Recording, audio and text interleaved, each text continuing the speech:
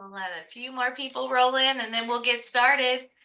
It is our last day of 2-on-1 week. We made it to Friday, and it happens to be Valentine's Day. So we're going to share the love with our partners today. Oh, look at all those hearts. So cute. Everybody's in the spirit. I love to see it. And if you would like to introduce yourself, we know we see a lot of familiar names, but if you want to put your name, your organization in the chat, that way you can know who's in the room with us today. And then when it comes to any questions, you can also put those in the Q&A section, so that way we make sure we don't miss them.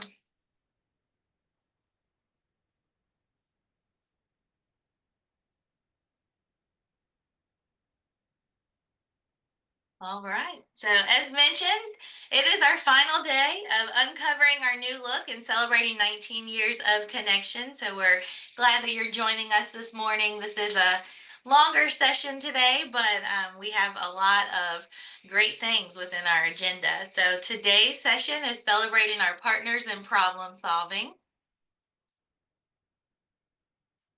And on the docket, we are going to do our last activities overview, and you'll see some due dates. So if you're working on your bingo cards, you want to earn your last badge, maybe you're getting that 5 badge.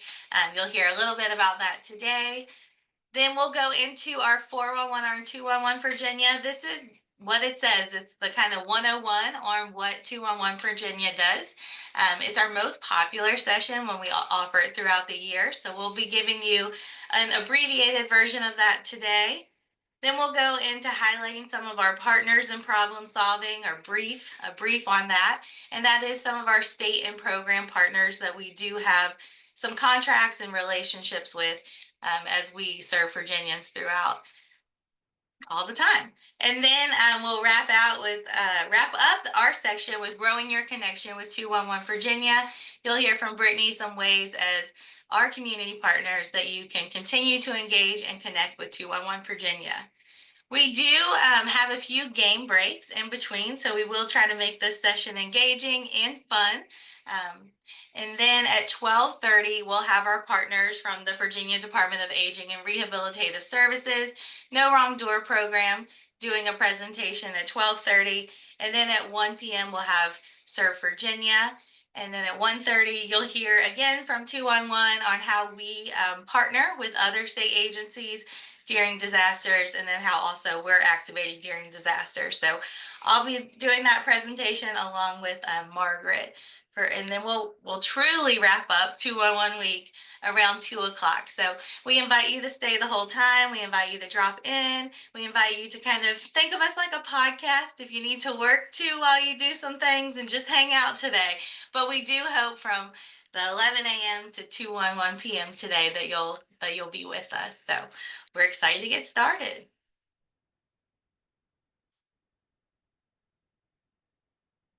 And so, as mentioned, today wrapped up the session. We have had a great full week from Monday all the way to Friday, and all of those sessions have been uploaded. We have a YouTube where we put our recordings, and so if you're receiving our newsletters, you can rewatch things if you haven't been able to join us the entire week. But again, just thank you for joining us for 211 Virginia Week.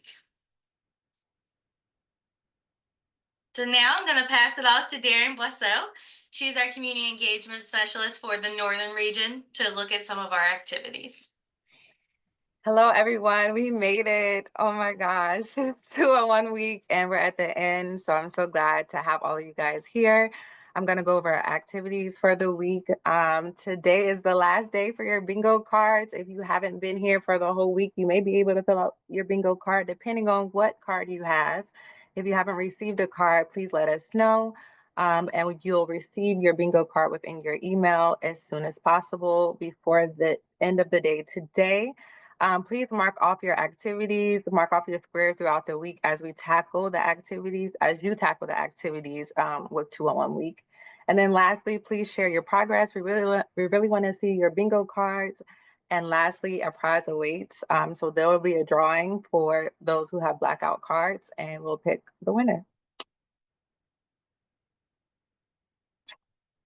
Here is how your bingo card should look. We're really wanting to see how your bingo card will look. And if you have any questions or need any information, please reach out and we will get to you. Let's make this week very memorable as we already have. Alrighty, so bingo cards are due. So I'm gonna give some people some time, because it's Valentine's Day weekend. You may have a little date night, or you may just be at home watching a nice little movie. So 12 p.m. next Monday, please email your bingo cards, and then we'll announce the winner later on. We also incorporated within this week 211 Virginia Week attendance badges. We really want to celebrate participation, honor your partnership, and recognize your impact. Every single day, you'll get a badge based off of the session, and you'll receive a badge for each day. At the end of the week, if you've completed all the 5 sessions, you'll also receive an attendance badge for a 5-day completion. So these are all of the badges for the week. If you haven't received one, please reach out as well. We also, surprise, we wanted to give you a certificate of achievement. This is something that we wanted to add in a little razzle dazzle. So for attendees who completed all 5 sessions of 2-in-1 week, you'll receive a badge of excellence and a certificate of completion. And this is the certificate that you would get.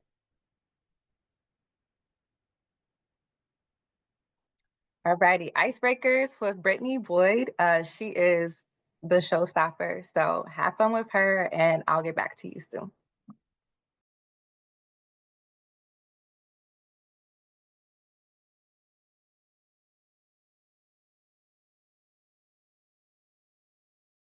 Oh, let's see. Brittany, are you with us for the icebreaker part?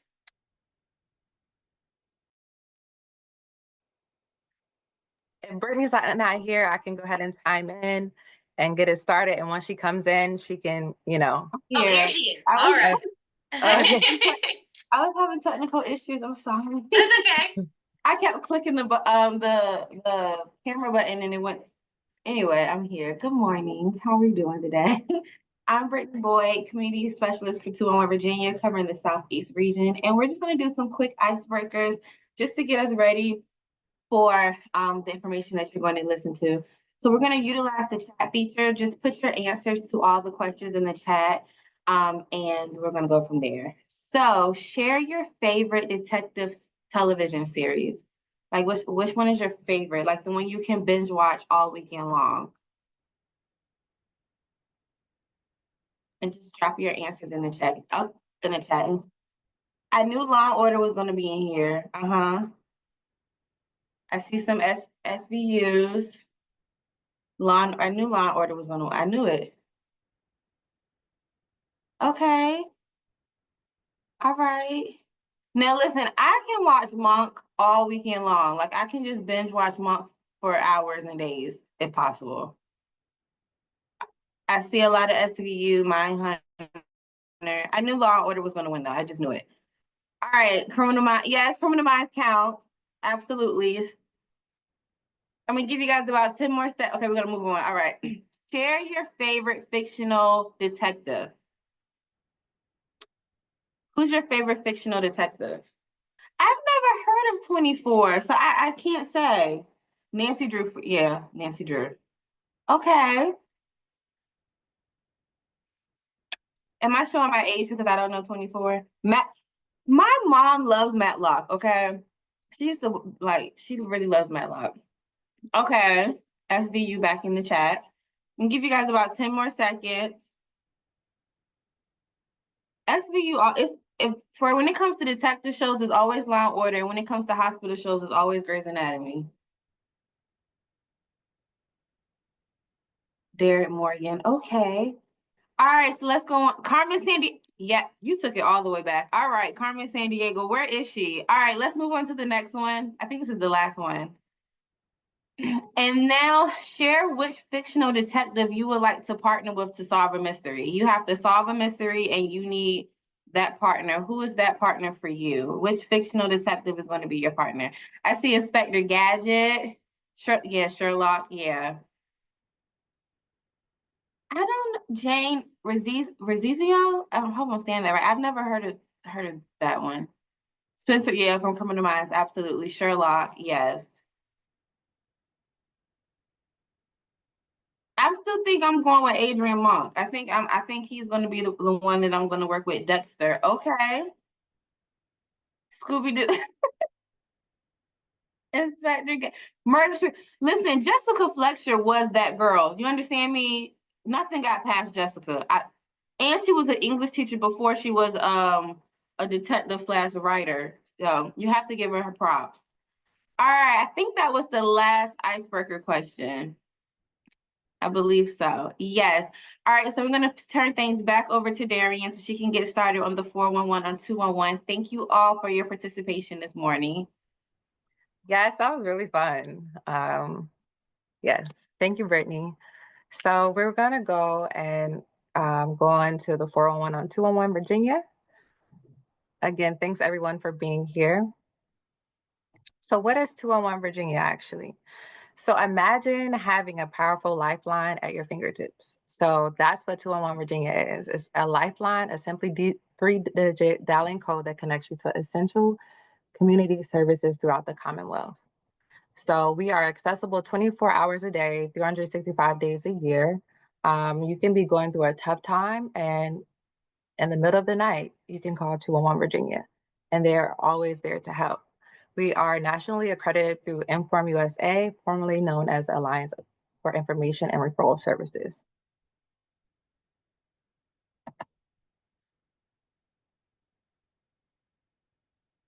So we are a vital service contracted through the Commonwealth of Virginia, operated by the Council of Community Services through the Virginia Department of Social Services. We have a really rich history, actually. We were established in 1984 and launched as a dialing code in February 2006. We've been connecting people in our community for resources for years. So we really take pride in that. We have access over 15,000 programs, and 211 Virginia is your go-to hub for finding essential services throughout the Commonwealth.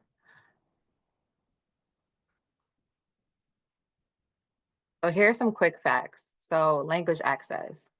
Hola, ¿cómo estás? For those who speak Spanish, I am very clearly not fluent in that, but 211 Virginia is very fluent and has that access. We have 211 Virginia breaks down barriers with a third-party translation service available in over 240 languages, and we offer live translation and support for Spanish speakers.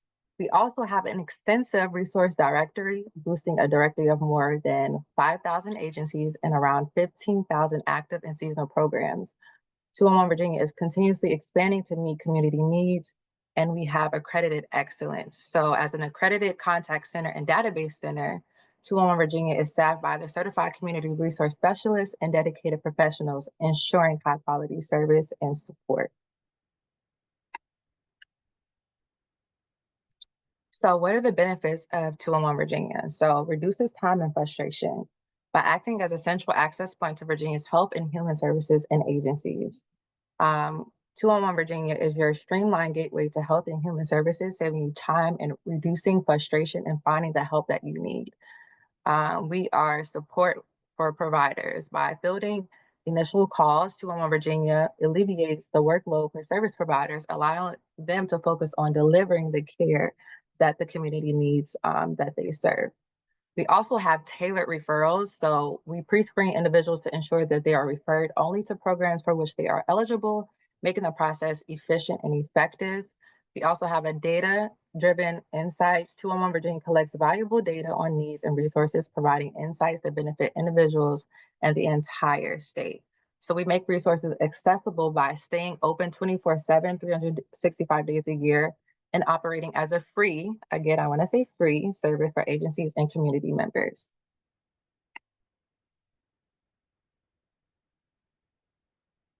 So Resource Finder.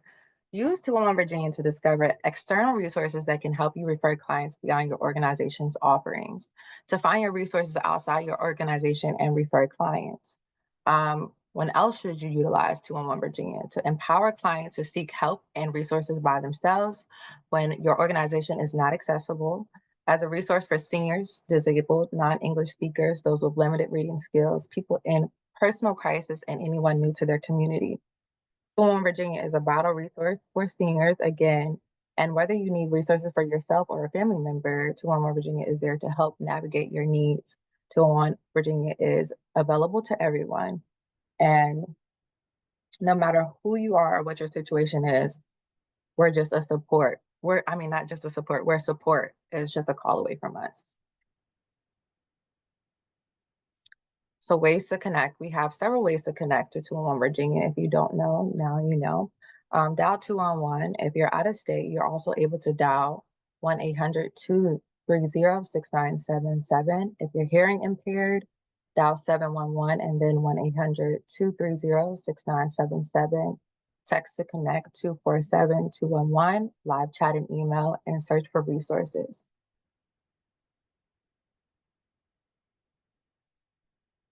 So tips for contacting. Before contacting, please create a list of your needs. We will try to get all your questions answered in one phone call or contact.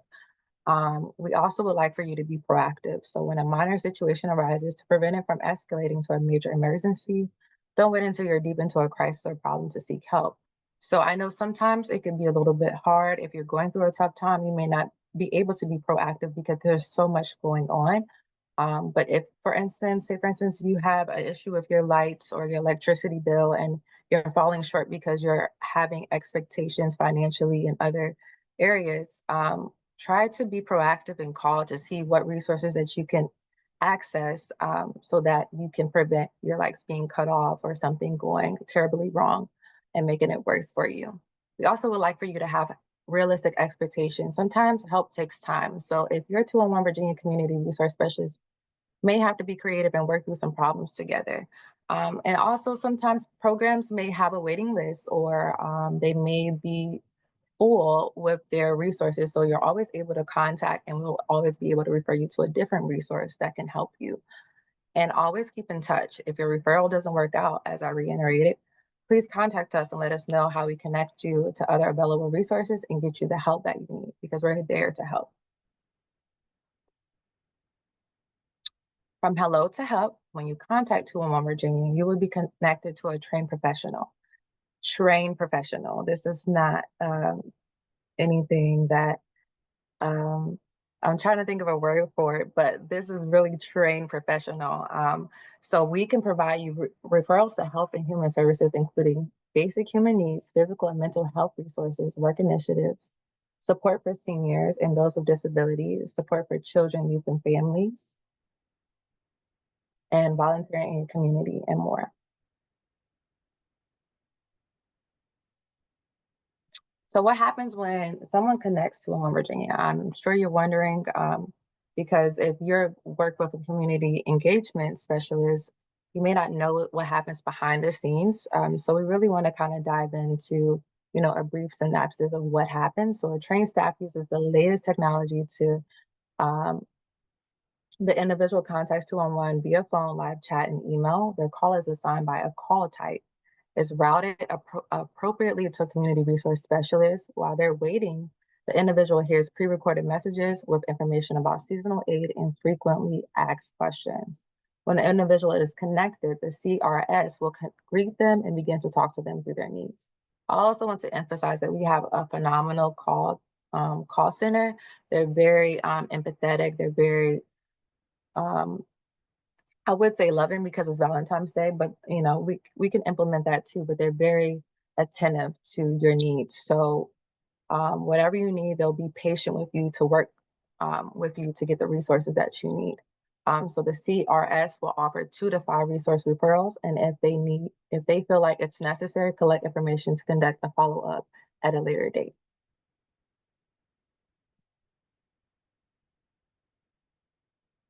So anatomy of a call. So Margaret is going to go deeper into the anatomy of the call and what happens regarding the call center and referrals and calls from, the community. Yeah. So I'm Margaret Telsh Williams, the Director of Information Referral Services. So the call center is kind of my jam, whereas the community engagement team is amazing for 2-on-1 week and being out in the community and talking to agencies. I focus on all the call center stuff, so it feels pretty natural for me to explain kind of how it goes. Usually when individuals are calling us, they aren't sure what they're supposed to be doing. They don't know who to talk to. There's lots of confusion about, how to approach these problems that they're having.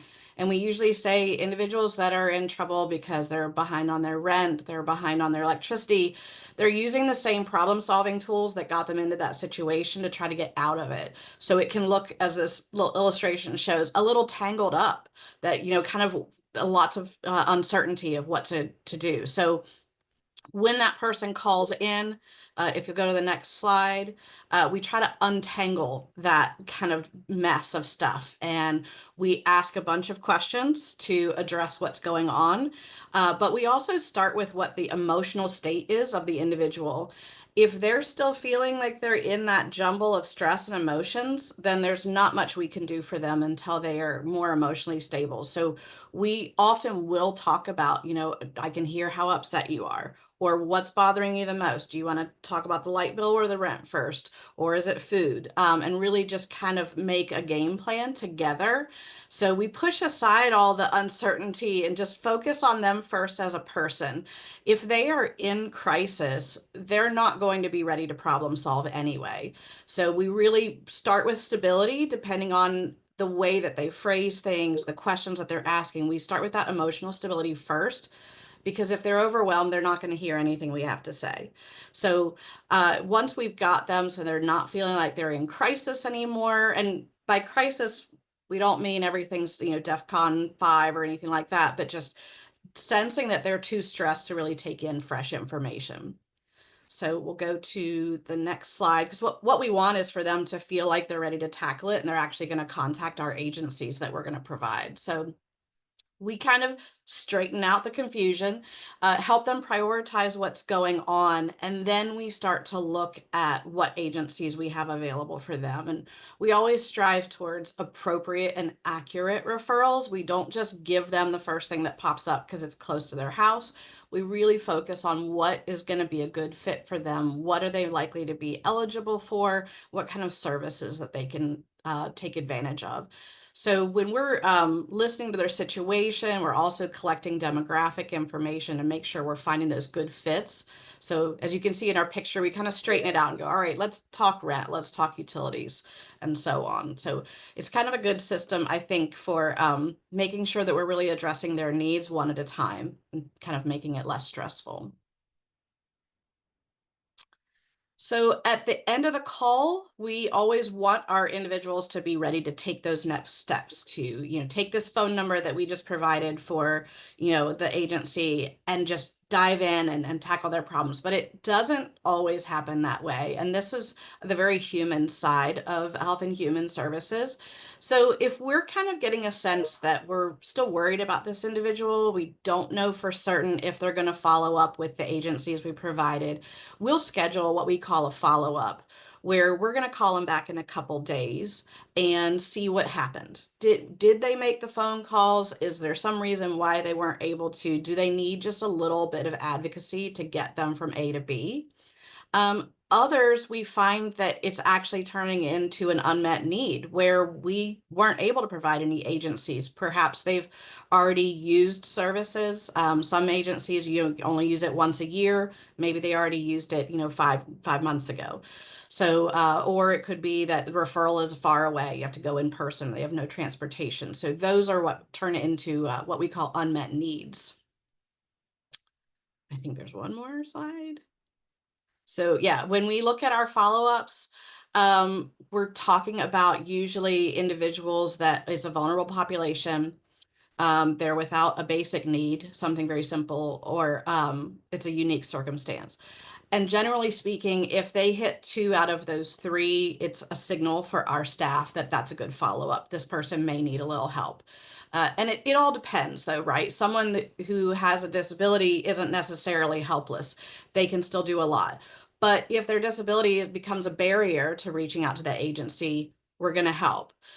Someone with their power out may be really resilient and it's not a problem and they're going to wait the couple of days, but someone else who is on oxygen that needs power, it's a different situation. So just being a vulnerable individual or having a basic need isn't necessarily the checkbox to say that's a follow-up, but if we're hitting multiple categories and we're really seeing that they may need some help, we will do that. And then in the follow-up process, we check to see, does this need still exist? Were they able to get help? Sometimes they say, well, I didn't call the agency, but my uncle, paid my bill, so we're fine. But we do want to find out if they contacted the agencies, which ones were able to help. And then if it's still, they still have this need for a light bill, for example, then we'll note that even the follow-up was an unmet need. So similar to that original call, we'll note that the follow-up is unmet. Here we go. So when we have our unmet needs, we usually try to notate, why that is. So it's not just a blanket, Betty Sue has electric bill and it's still a problem. We note, as I kind of touched on before, are they just not eligible for the service? Maybe their bill is too high and that the agency doesn't assist with bills in that dollar range. Have they already used that resource? That was the previous example. No referral available. So just is a lot, particularly in our individuals in a rural area, that's very limited on whether or not there's agencies that are providing support. And then lastly, that referral to distant, and sometimes that's a physical distance and sometimes it's a transportation problem. So we also pay attention to that unmet need as it relates to that city or county. So if it is rural, we've documented, exactly where they were when we weren't able to provide that need. And this really helps tell the picture of what's happening in that region. What are we seeing the most unmet needs for? And that really helps inform our community engagement team on what's out there that we're missing for people. There you go. And now it's time for a 2-on-1 game. I don't know who with. All Oh, right. It's right there. here. Yep. Yes, Thanks, I'm David. here. Thank you so much, Margaret. I do want to emphasize with the 401 and 201 also to really embrace the power of connection with 201 Virginia. Your gateway to vital resources and support. This invaluable service ensures that there's help just a call away for everyone in our community. So we're here to help you help you with all your resources, and that we're making sure that everyone thrives in the state of Virginia, or everywhere as much as possible, but specifically in the state of Virginia. So thank you, Margaret. So now we're going to segue into our 2-on-1 game time. So let's put on your game face. I really want to put your 2-on-1 Virginia knowledge to test. So here's some directions. Read each item carefully before answering and make sure you have fun. That's what it's all about at the end of the day, learning and having fun at the same time. So we have 2 game categories. One we'll be doing now and the other one that we'll be doing a little later. So we have 2-on-1 Virginia detective game, and then we have a 2-on-1 Virginia partners match. Part 1, the detective game. So there's no wrong answer. I want you to utilize the chat if you can. If 2-on-1 Virginia were a superhero, what would its superpower be? So there's no wrong answer. I'm going to take the majority answer out of everyone. Please put in the chat what your answer would be. Would it be the ability to fly to emergency sites, the power to connect people with the right resources instantly, the skill to create food out of thin air, or the capacity to heal any injury? Okay. I'm loving the chat right now. Connect. I'm wondering if it's obvious or not what the answer is. Or maybe you guys just know 2-on-1 Virginia so well. But again, there's no wrong answer. All right, we're gonna go ahead and submit and see what the majority answer is. Wait, I'll give you a little bit more time. I think I have a few more. Okay, let's go ahead and submit. Might have to minimize it to submit our answer. Hold on, let me see if it will let me. Or let's see if he Oh, can there it goes. go. Yeah. Okay, okay. Okay, perfect. The power to connect people with the right resources instantly. So everyone got that correct, even though there's no wrong answer.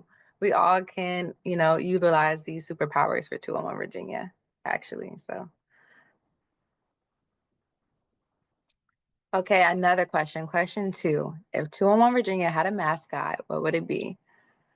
A lion, symbolizing strength and bravery, an owl representing wisdom and knowledge, a chameleon adapting to every situation, a turtle moving slowly but surely. An owl. Okay, Jessica.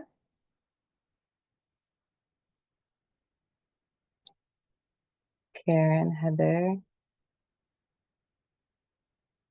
Crystal, chameleon. Oh, I do love the chameleon. I love the owl too. Adapting to every situation is really what 201 Virginia is. We help in every situation. We also represent wisdom with so many.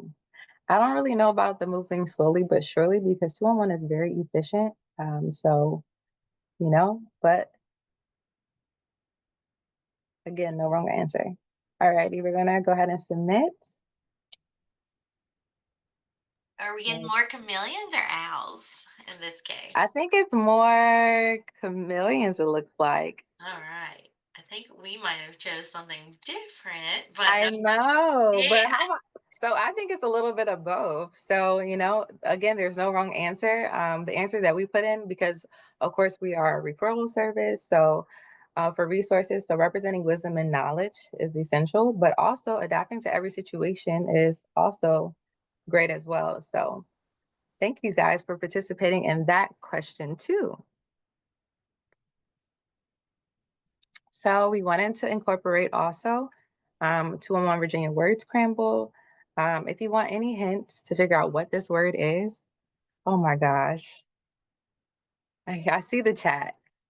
I feel like some of you guys have been, in on our meetings or something, but I'm not quite sure. Okay, I'm seeing solutions. Let's see what else we have in the chat. Solutions. It could always be a different word, right? That's all you guys are getting? Wow. Okay. So the answer is solutions. You got it right. I think you guys have been snooping on our 201 Virginia 201 week meetings, but you guys did that so well. We always want to provide solutions with 201 Virginia by helping people with their resources in the community, as well as helping our agencies and organizations. So we always love to find solutions. Okay. Here is another question. That is the main goal, right? Yes, Karen, that is definitely the main goal. So 201 Virginia serves as a vital matchmaker, resource, partner, or firefighter for individuals seeking to navigate the maze of community services. Resource. Not matchmaker, it's Valentine's Day. Right. Thank you for the hearts. Matchmaker. Okay, we're getting a couple matchmakers. Also partner. Oh no, not partners. Resource, matchmaker. Okay, it's right now it's neck and neck with resource and matchmaker. I'll give 2 more seconds for anyone else to answer. Yeah, they could go hand in hand, matchmaker and resource. Alrighty, so we're gonna go ahead and wait, which one are we choosing though? Let me see how many we have. Not solution, matchmaker. It's looking like matchmaker, it looks like, but it's like almost, we'll just say matchmaker or resource, whichever one. Resource, that is correct. A resource is a source of supply or support that can be utilized to fulfill a need or achieve a goal. Resources can take various forms, and we provide those at 201 Virginia. So thank you for participating in that. I think we have one more scramble game in this one. 211 Virginia word scramble. So what is this word? Do you guys need a hint or are you guys? So I have answers, I have awareness. Okay.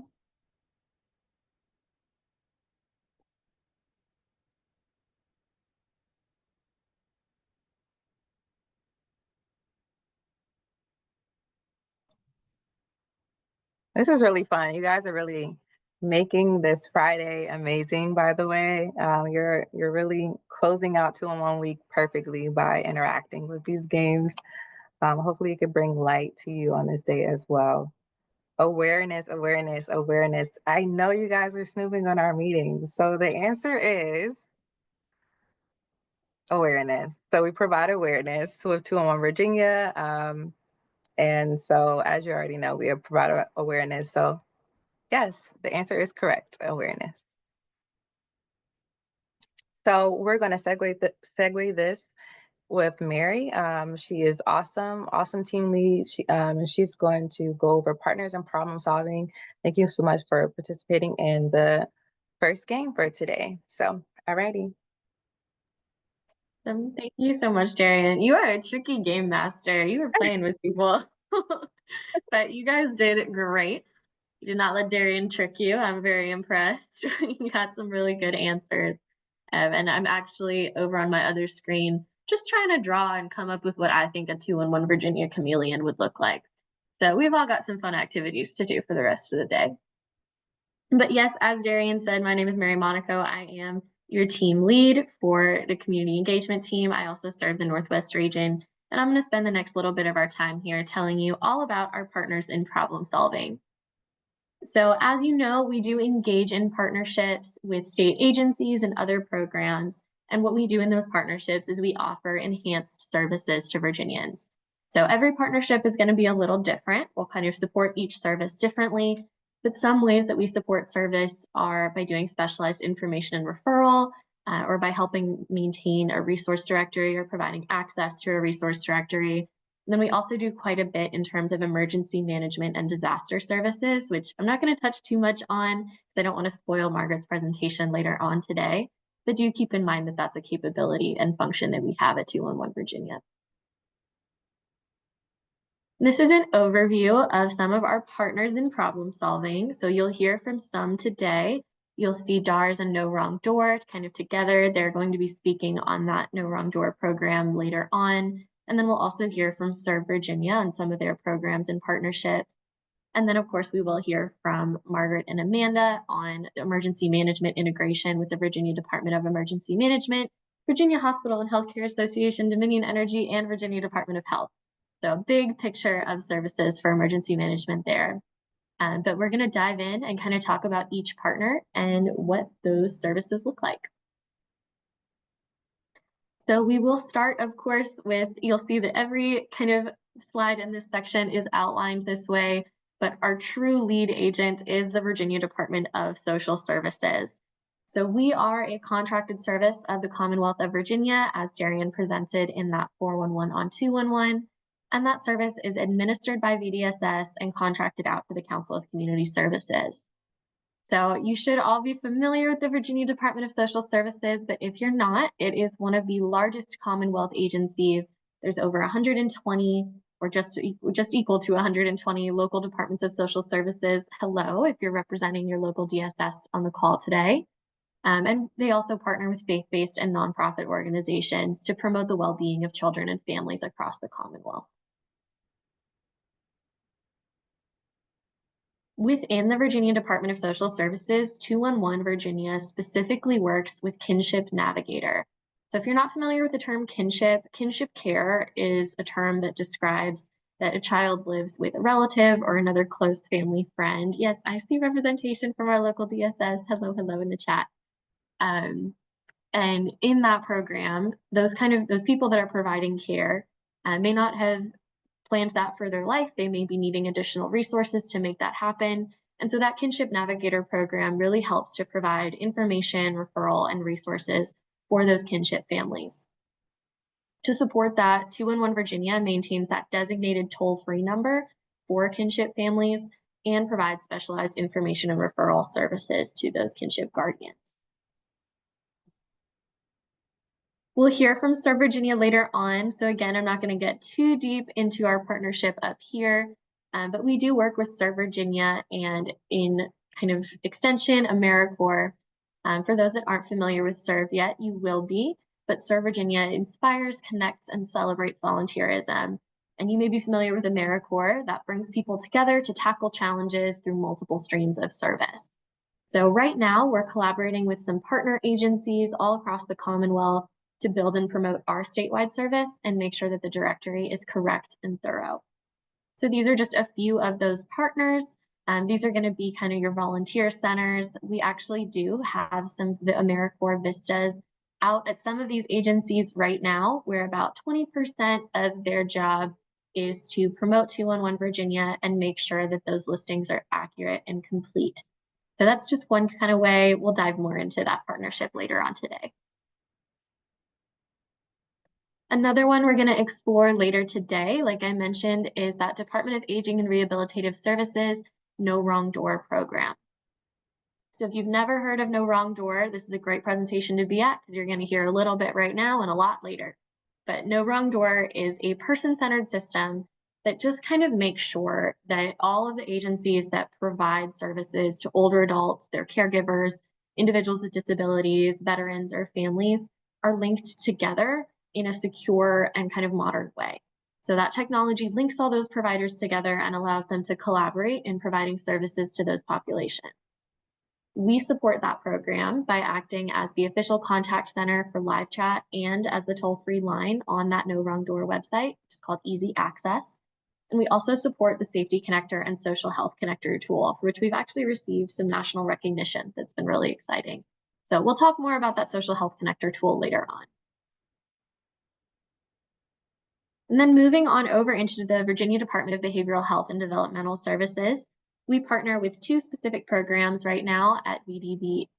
I'm not going to try to say an acronym at this time of day, but one of them is Infant and Toddler Connection over at the Virginia Department of Behavioral Health and Developmental Services. They support individuals generally by promoting recovery, self-determination, and wellness, whereas ITC or Infant and Toddler Connection is our early intervention system in the state. So that's for infants and toddlers of 0 to 36 months, kind of tracking if they're meeting those early developmental milestones, and then also providing resources for their families. So to support that, we maintain that central directory of all of the Infant and Toddler Connection agencies in the Commonwealth, and we provide that information to people who are seeking it. We also distribute outreach materials. So if you've seen our team at a tabling event or just out in the community, we may have those pretty purple pamphlets with all of the early milestones and just some information on what resources you can expect for your infant or toddler. Also, with the Virginia Department of Behavioral Health and Developmental Services, we do work with 988, and I know that that's come up a couple of times throughout the week. We're going to spend some more time on it right now. So 988 has kind of entered the sphere of 3-digit dialing codes. They are specifically a crisis line. And we used to kind of have a situation when they very first started where it was possible for an individual to be bounced around between 211 and 988, where if the person on the 988 call had kind of decided that their caller was de-escalated enough that they could refer them out to resources, they would say, okay, go ahead and call 211. Then they would call 211 and our contact center might say, this person is still in crisis, we need to refer them to 988. So it was possible for them to be bounced around. But by partnering with 988, we've kind of fixed that issue and streamlined service. The last thing someone in crisis needs is to be bounced around between different phone calls. So now 211 and 988 work together to streamline that access. We do a warm handoff between calls, and we also allow 988 access to our resource directory so that they can provide callers with those non-emergency services while they're on just that one line.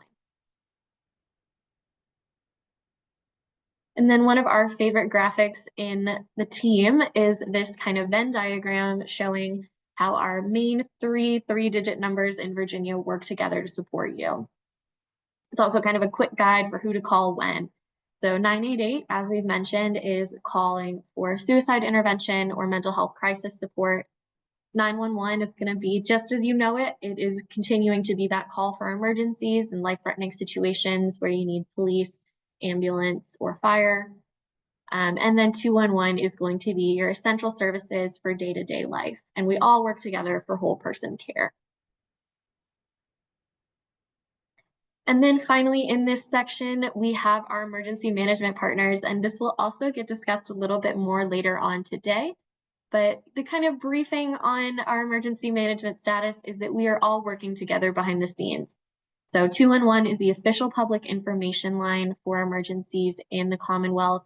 We support local emergency management, and we're also the call center for Dominion Energy's nuclear power stations.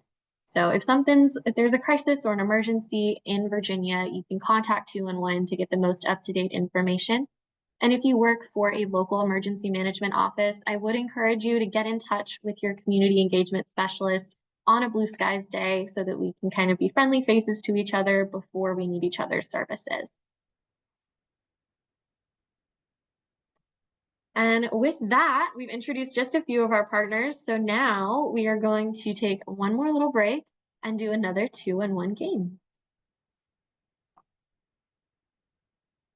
Thank you so much, Mary, for your presentation. That was very insightful. And thank you for everyone taking out the time to, stick with us throughout the day. I know it's long, but it's rewarding as well. So let's segue into our second game, 2-on-1 Virginia game time. So let's put your knowledge to test. Speaking of partners, we want to go into our partners match category, game category. So I'm just asking you before we go to the next slide, will you be my 2-on-1 Virginia Valentine? Yes? Okay, thank you. Okay, we're gonna go ahead and go to the next slide. So we are so glad that that we could be your match for Valentine's Day. Thank you, Amanda, of course. All right, please take a moment to carefully review the upcoming slide featuring 2-on-1 Virginia partners. I hope you were listening a little closely to Mary because your goal is to identify and remember each agency and organization based on their names and the logos provided. Later on, you will need to identify each agency based on the partial pieces of their logos shown. Good luck. How well do you know your partners? So I think I'm going to let you what do you guys think is a good time to look at this screen for? Just to observe. Maybe like 15 seconds. 15 seconds. All righty. I wish we had the sound in the background. Yeah.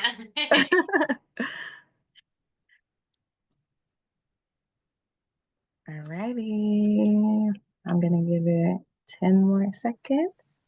There's probably at 5 now. 1,000, 2, 1,000, 3, 1,000, 4, 1,000, and I think that's a good amount of time, right? Alrighty.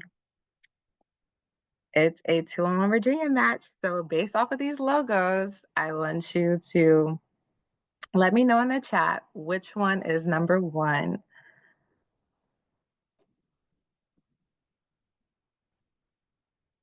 Two-on-one Virginia, okay.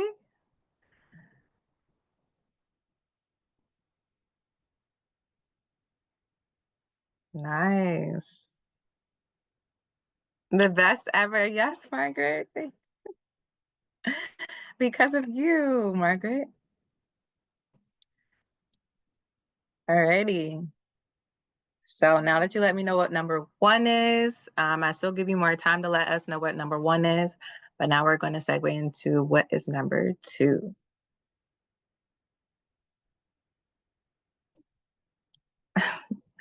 Jessica Davis, I got your email today too. I don't know if I can say it, but I've gotten a couple blackout cards already, so that's great news.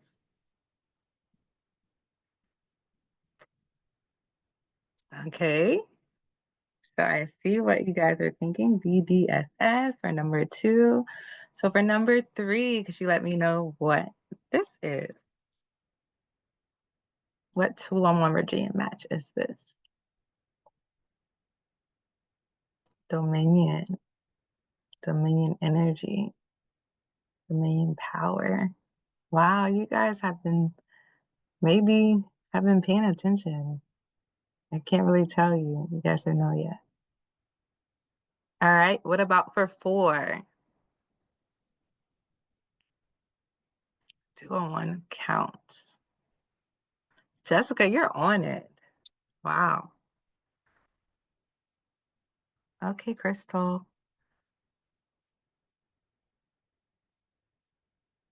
Nice.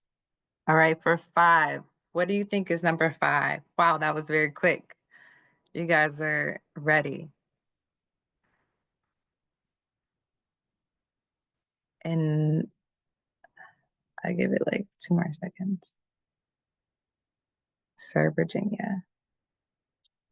All right, and number 6.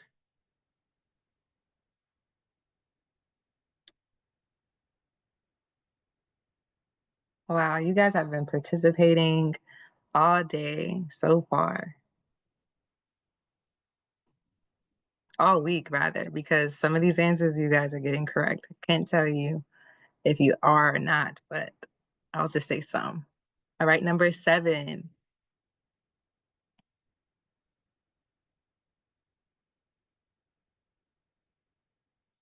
Wow.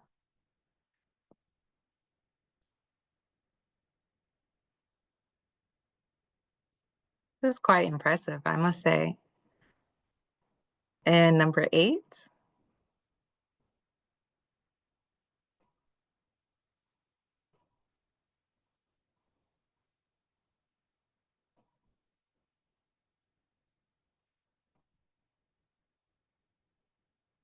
What does number 9 logo represent?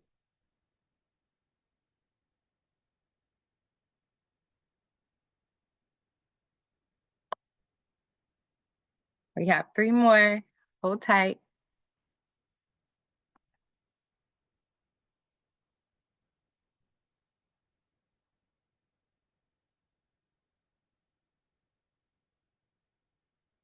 Thank you, Karen. Thank you, Lena. Okay, number 10. What does that logo remind you of?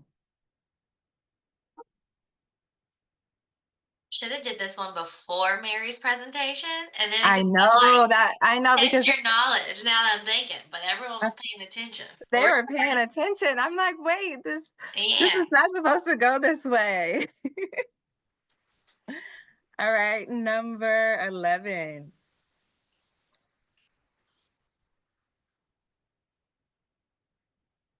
Wow. Oh, wow. Mary trained you guys very well. And number 12.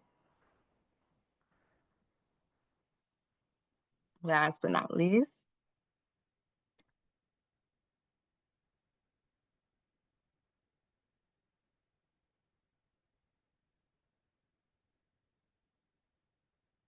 Well, I'm so glad that you guys are very well informed and knowledgeable about 211 Virginia. That's all I can say. Pretty amazing. Alrighty, so we're gonna go ahead and reveal our 211 Virginia partners. So you guys are out of my right. You guys did a phenomenal job. Everything was pretty much was accurate. 211 Virginia, of course. How could you not know what that is, right? Virginia Department of Social Services, Dominion Energy, 211 Count, Serve Virginia, United Way, Infant and Toddler Connection, Virginia Department of Health, Virginia Department of Behavioral Health, Virginia Department of Emergency Management, DARS, Virginia Hospital and Healthcare Association. Wow. We're excited that you guys know all of our partners and that you're either are a partner, and we're just happy that you're very informed about everything that we're affiliated with. It's really a badge of honor, honestly. Alrighty, so growing your connection, Brittany Boyd is gonna go ahead and present her wonderful presentation, and she's gonna bring the light. Brittany's there to bring you the light today.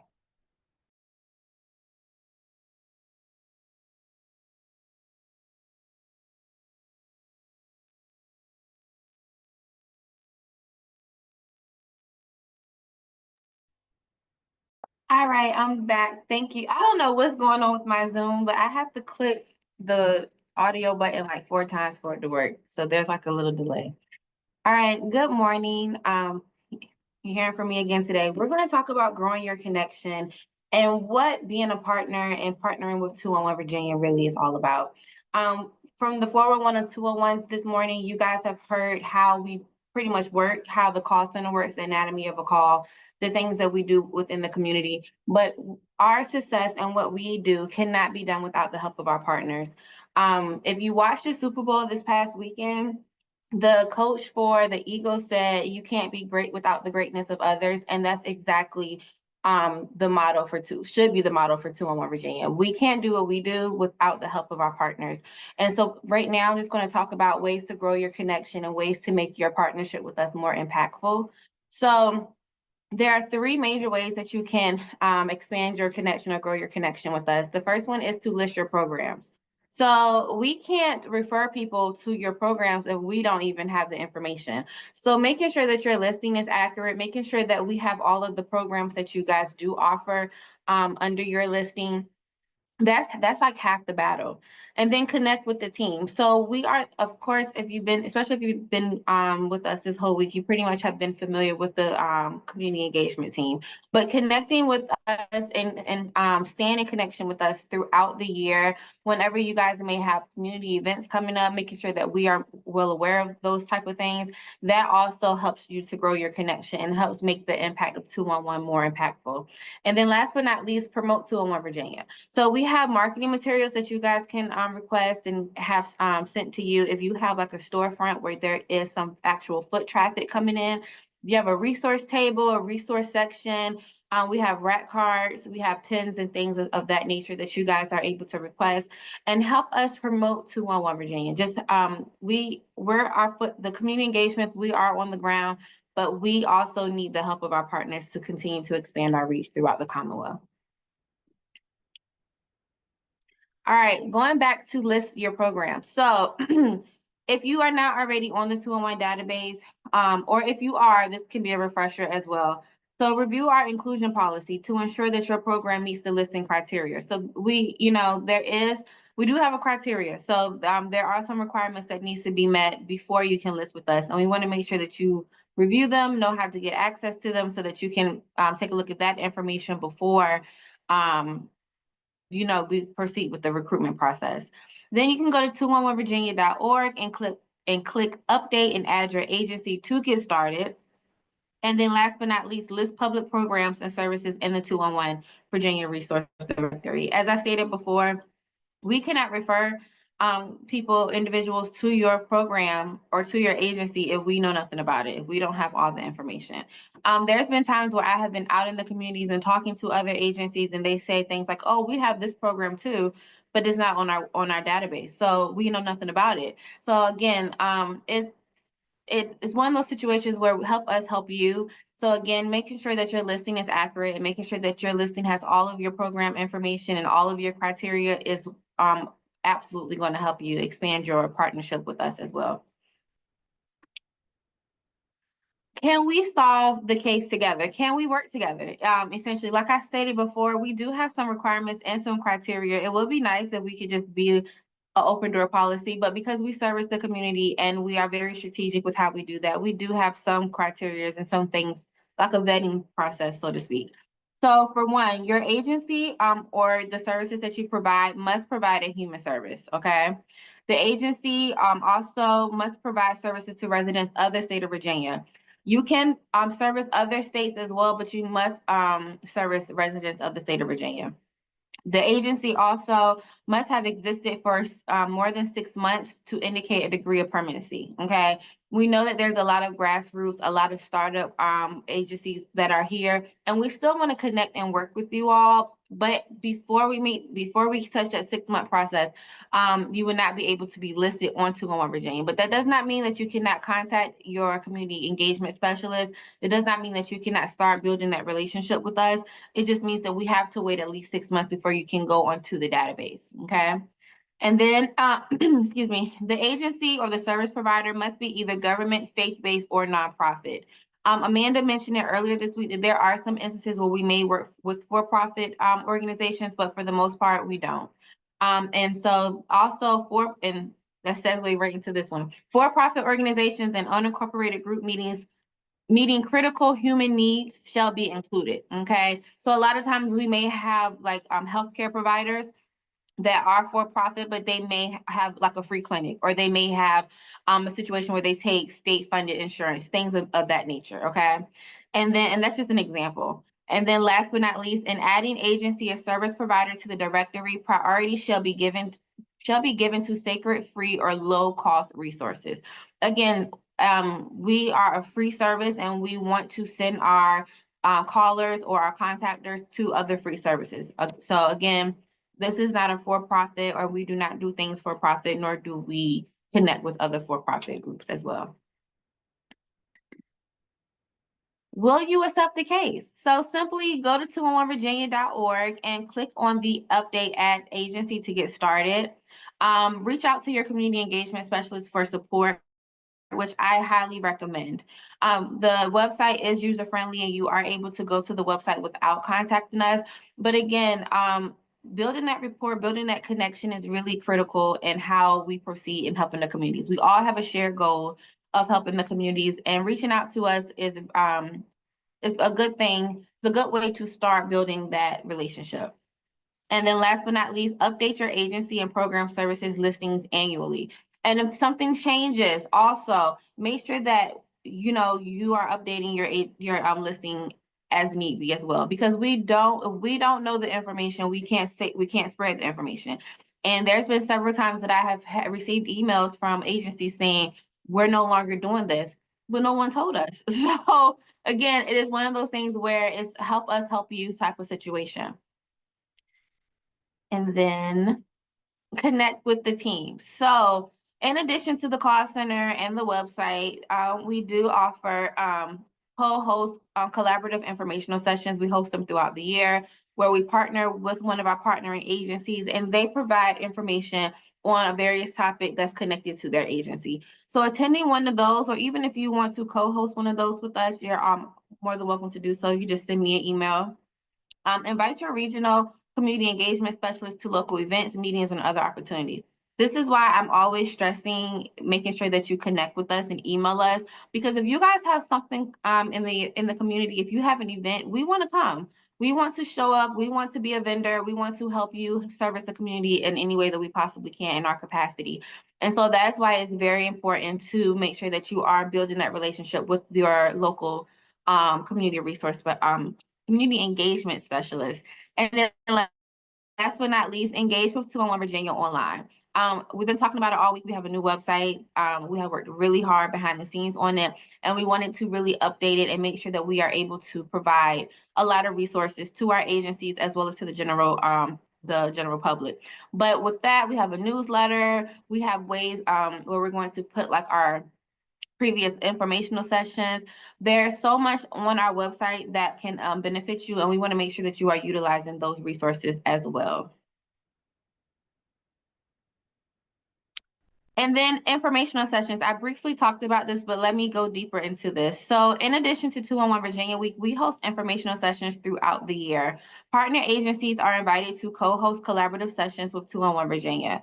The benefits of co-hosting with 211 Virginia is an opportunity to share your services with other service providers and with other service providers and communities, share best practices and network with agencies across the state, market to 211 Virginia's statewide or regional audience, in-person or virtual opportunities, and utilize 211 Virginia's technology platform. Again, informational sessions, they are really picking up an audience. I think like the first one that we did, like it's probably like 12 people, and now we're reaching hundreds of people, and then we're continuing to grow. And with each informational session, everyone leaves with some vital information that they did not know before. And part of service in the community, part of the human services that we provide is the knowledge of what's available. And this is what those informational sessions do. And then I think this is the last slide. So here are a recap of some of the informational sessions that we did for the 2024 year. Back in November, we did an economic mobility webinar with United Way of Southampton Roads. In May, we did energy assistant resources with Dominion Energy, where we talked about available ways to help assist with paying your electric bill. In September, we collaborated with V8 Block, which is they're under the Virginia New Minority. The Virginia New Majority. And there we talked about voter registration and voter rights. And then also back in March of last year, we talked about trauma-informed employment with Survivors Ventures. And that talked about how to service and for how employers can support their employees who may have been survivors of human trafficking or domestic violence. So again, we like to partner with our agencies because we want to spread awareness and spread information that may have been gatekept before. And that is what the webinars are all about, is spreading that information and building awareness for 211 Virginia as well as your agency as well. And I believe that concludes my portion of this presentation. Are there any questions about what I talked about or anything that was mentioned previously? And you're more than welcome to put your questions in the chat, or we do have the Q&A feature as well. I guess use the Q&A feature so we're all not looking all over the place. Yeah. So if you have I saw a question. I was going to actually show our new site just in case anyone wasn't there on Tuesday, because I know we had a question about ordering materials. So I was going to show that piece.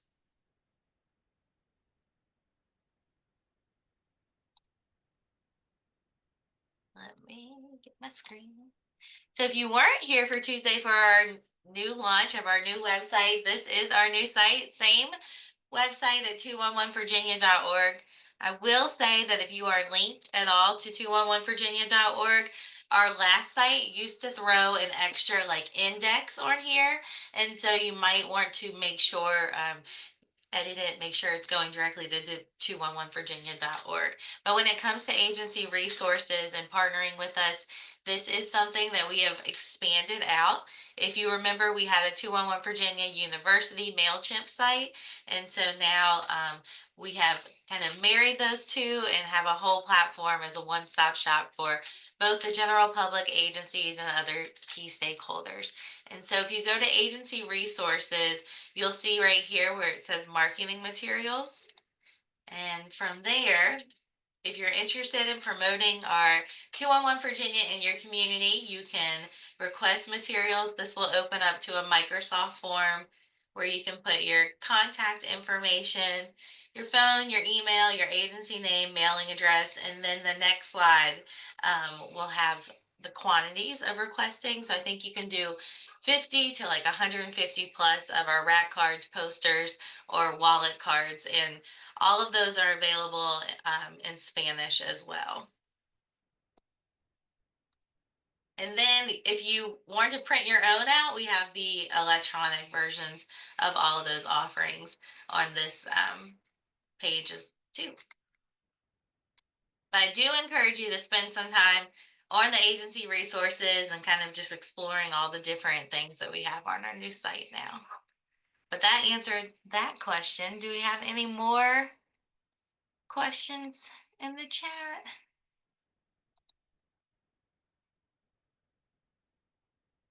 Yeah, you're welcome, Heather.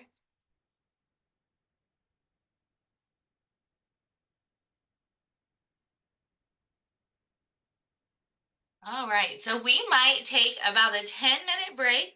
And I see that I think Sarah's online from DARS, and I know Eric is joining us. So we'll let them have some time to get together, and we'll get back started at 12:30 with DARS. So you don't have to log off, or you can. We'll just kind of stop share, and then come back together at 12:20, if that works for everyone. All right.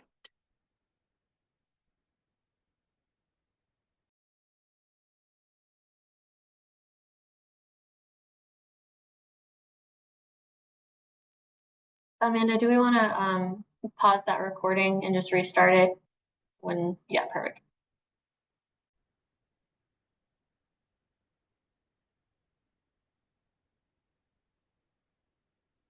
Okay, so we'll go and get ahead and get started.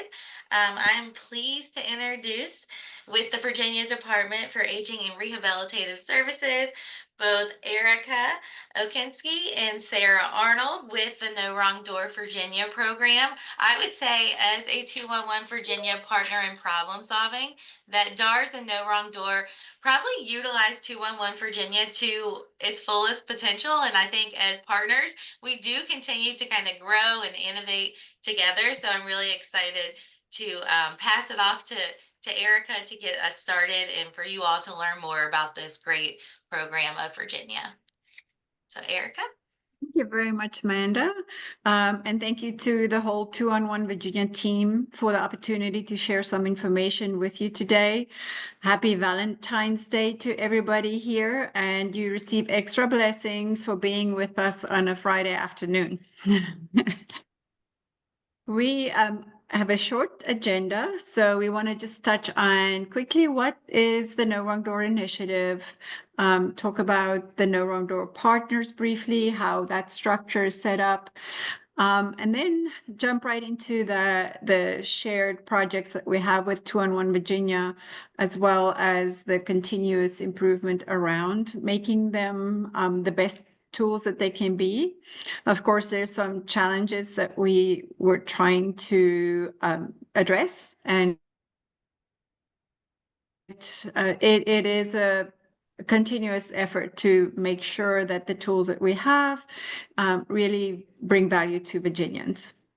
And lastly, we'll just touch on some opportunities. So I am Erica Okanski, and today I will present with my colleague, Sarah Arnold. We thought it's good to just introduce the rest of the No Wrong Door team so that when you see them out in the community, you can say hi.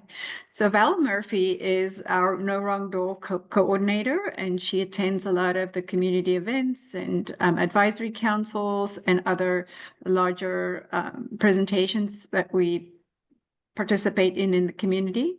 And then Melissa Armstead is the No Wrong Door trainer and options counseling specialist. I will be doing the first part of this presentation, and then I'm going to hand it over to Sarah. But let me just start by saying a little bit about what No Wrong Door is, what this initiative is about, a short introduction. So the goal is really for us to streamline access to the resources that people need by supporting the person that want guidance in making the right connections based on their specific situation. And we do it in a few different ways. The main pathway is through the community-based organizations in the No Wrong Door partner network. And then we also have the self-directed alternative through the web portal that we call Virginia Easy Access. So we're going to mainly focus on the portal side of things today, but just wanted to acknowledge the importance of our partners that use the professional side of our tool. So Virginia's Area Agency on Aging leads those local efforts around the No Wrong Door initiative in each of their respective communities and bring together a variety of service providers. This allows individuals and families to reach out to the professionals that work at these area agencies on aging, as well as those local community-based organizations that's associated with our network. And with the support of these professionals, a person in the community can get connected to the needed resources. Among other priorities, the No Wrong Door Partner Network is committed to maintaining program and service information in Virginia's statewide resource databases, including 211 Virginia. And whenever we have the right opportunity and interface with our partners, we stress the importance of being a good partner, not just to the No Wrong Door Partner Network, but to 211 Virginia. We're trying to build a trusted network of resources, and if we can have those resources as up to date as we can, everybody wins.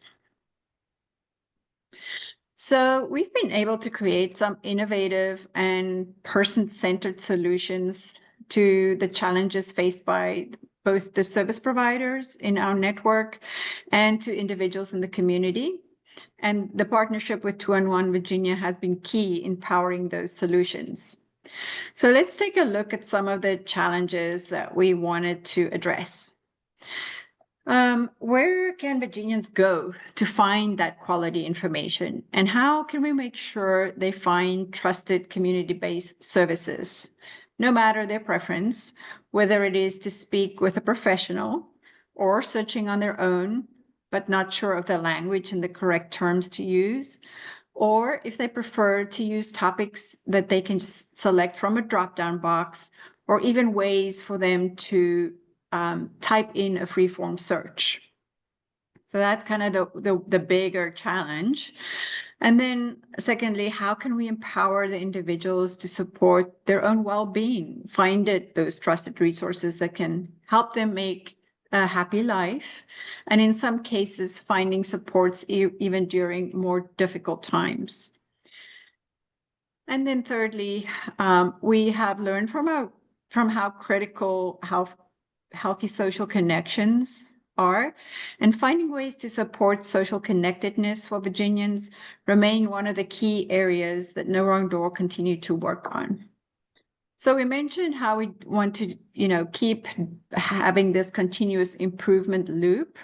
And on this screen, you can see how our team take on these challenges and adopt a mindset and a workflow that allow for continuous improvement. You can see from this graphic the steps that the improvement life cycle is broken down into. So of course, we do the planning, we do the implementation or the doing part of it.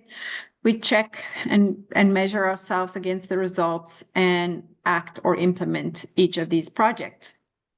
Of course, there's many steps related to each of these specific tasks, but we certainly understand the importance of each phase to be done very well. But some of the real magic really happens when we take a hard look at the lessons learned once we've implemented it and now can go back and make those improvements. So analyzing the data or assessing the effectiveness of the user experience, there are always valuable lessons in these, and it leads us to make tweaks and improvements. And that's exactly when a great partnership comes into play, like we have with 2-1 Virginia. So I'm going to step us into the first solution that we want to talk about today, the Social Health Connector, which is a person-centered tool available on Virginia Easy Access. And it encourages that exploration, reflection, and everything social connection.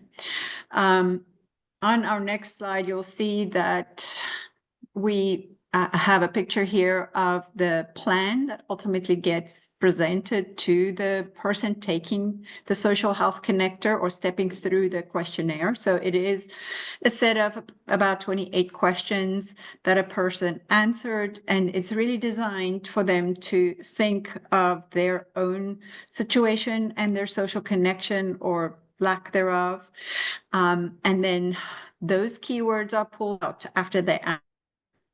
And it gets matched to the resources within the 2-1 database. Now, when I say matched, that's really us where we do some pulling out of the key phrases from the answers that they provided. We also take the resources in the 2-1 database and break it down into keywords, and then ultimately match the two to the best of our ability. You can imagine there are a lot of opportunity to tweak it so that those matches happen in an efficient and correct way.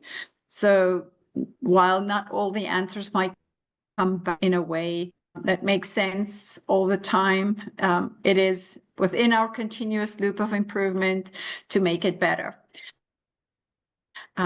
Key thing is if we do see a gap, we communicate with 2-1, and they in turn see if there's a resource that can address that gap and add it to the resource database. Or alternatively, sometimes it comes down to the language, to those keywords. So the communication between our teams really hinge on analyzing the data on our side and taking those findings back to 211 Virginia and for them to update as needed. There's some technology behind it. So natural language processing that happens. And so hopefully over time, this model will get a little smarter as we continue to, or Virginians continue to use the social health connector. And yeah, ultimately that social connection plan is generated with those resources on it. It also includes some risk and protective factors broken down according to how they answer, how the questions. And it can be saved into the profile of the on Virginia Easy Access. So in fact, that part of it, the saving it into a profile, I think I'm going to leave that up to Sarah to touch on as she takes us into some of the other two solutions that we have and have built in conjunction and partnership with 211 Virginia. But I'll just close out the social health connector part and share with you that in some recent analysis of user experience, we had anonymous saying that it is just wonderful to know that to know more about what's out there for me. So, it's one thing to build a tool. It's another thing to have the correct trusted data in there.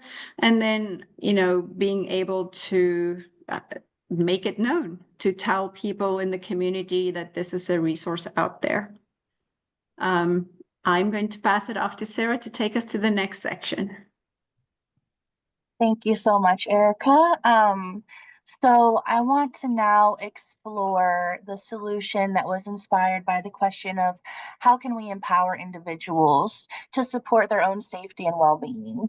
So one answer is through increasing awareness of resources through accessible information. And the Safety Connector is a tool that we created with this goal in mind. So with that, let's take a little look. So as you'll see on the screen through a couple screenshots, but you can also plug in this URL and explore it in your browser. The Safety Connector was created in partnership with VCU Center on Aging as part of the Virginia Here project, which stands for Helping Elders Access Resources.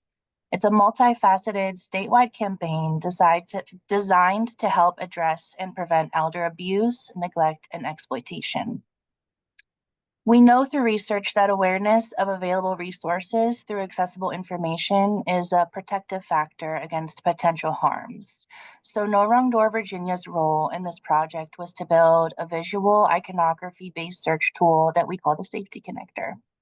People use the Safety Connector to easily find local resources by selecting an image and entering their zip code.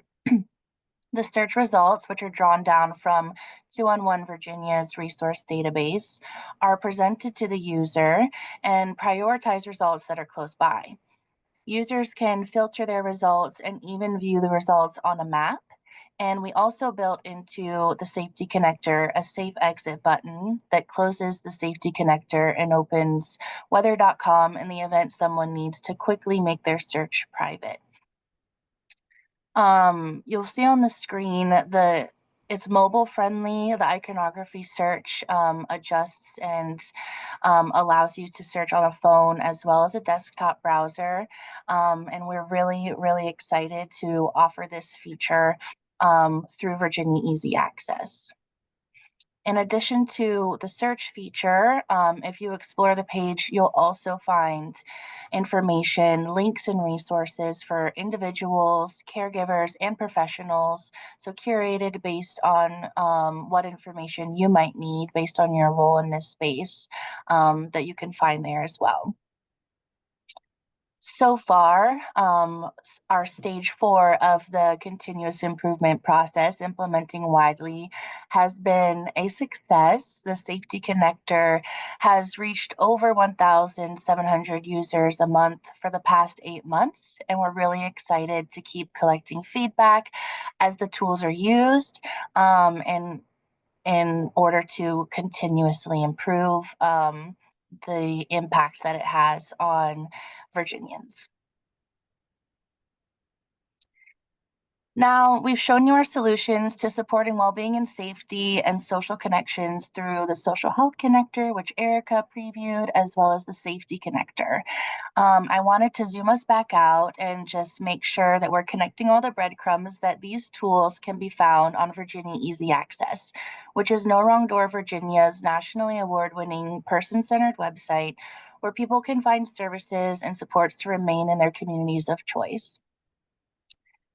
On Virginia Easy Access, it's a simple URL, easyaccess.virginia.gov, and it's a reliable way to access up-to-date information, which is actually a growing need in today's information-saturated landscape. A lot of times we don't know where to go to find information that's trusted or reliable or up-to-date. So Virginia Easy Access is our effort to ensure Virginians that there is a place to go.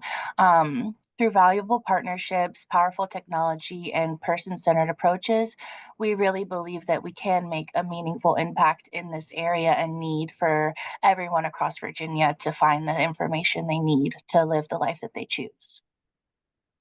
Across the website of Virginia Easy Access, there are built-in features that help make this impact a reality. The live chat feature connects Virginia Easy Access to a real person 24/7 in English and Spanish. It's always anchored in the bottom right-hand corner of our screen and is made possible by our partnership with Virginia 211. Our toll-free number also connects callers to a real person 24/7 and offers language interpretation in over 200 languages. Additionally, a feature that we're able to offer through our partnership with 211 Virginia. And then lastly, a feature that Erica mentioned I would dive into, so I will not neglect to point it out, is on Easy Access, users can create a free profile. This is where you can save links, save plans from tools such as the Social Health Connector, as well as access all of the tools in one easy to find place. So all of the resources and tools are accessible without a profile, but creating a profile is a great way to streamline information that's best for you as a Virginia Easy Access visitor. So, as we continue to improve and work to find solutions to ongoing challenges, we just wanted to remind you all that you are part of the solution. Virginia Easy Access and the tools created by No Wrong Door Virginia all exist to make it easier for individuals to find and connect with services and supports, most of which are offered by community-based organizations like the ones many of you work for or volunteer with. Make sure your programs are easy to find by keeping them up to date in 211 Virginia's resource database. Again, this is the statewide resource database that many of our tools pull information from to make it easy for individuals to find resources that are near them. You can then help us continue by making sure your programs are easy to access by just using Virginia Easy Access. Share the social health connector and let us know your feedback. Each of you play an important part as we work together to support our communities through improved access to information, services, and supports. And before we go and open up Q&A, we wanted to take a moment to celebrate 211 Virginia. They have been wonderful partners in the work we shared with you today. We couldn't be more grateful to be celebrating their birthday this week and their new resources and refreshed online presence. So yay, 211 Virginia. Thank you so much. In a moment just to celebrate you guys. And with that, I want to thank you all for listening to our presentation. As Erica said, on a Friday afternoon, we appreciate you being here. And I will open up if there's any questions in the chat or in the Q&A box. It looks like there are some questions in our Q&A box. I can read them and you can respond if that works for you all. So the first one was, can individuals download and share their safety or social health connector plans? So I will take that one. On the social health connector, we generate a plan and we call it the social connection plan. And yes, you can download it. You can, it generates as a PDF document, so you can save it. It also, at the end of that process, sends you an email. If you chose to share your email address so that you have that link to the plan, even if you choose not to save it into a profile. And then lastly, of course, you have the option to save it into the profile and we'll have access to it. And the nice thing, if you do that in the profile, is if you go back to that link and you regenerate the plan, you click on the link and regenerate it, it actually goes and takes a fresh look at the data and pulls in some new data based on your original answers. And then, of course, you can also take the questionnaire again in case your circumstances changed. So as for the safety connector, that one does not create a plan. It is more of like in the moment, and it's really done intentionally. So just thinking in case there's a scenario where the person just has a limited opportunity because they might fear for their safety to go onto the computer and find resources, that they can do so quickly and efficiently and not leave any trails. We do have a third project that we're working on that will be the brain injury screener. So in that case, we do generate a plan, and that plan will also be reacting in a similar way as I described for the social health connector.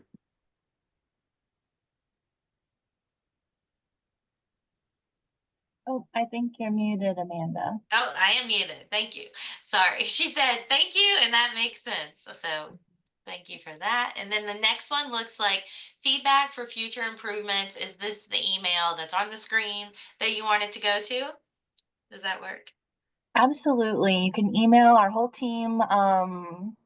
Access us by this email on the screen, no wrong door at dars.virginia.gov. Also, there are feedback forms. So if you use the tool or share the tool with an individual and they have feedback based on their experience, they will be prompted to share that feedback through a form as they're using the tool as well. So there's multiple ways you can give us your feedback. Great. She said thank you for that. Any other questions?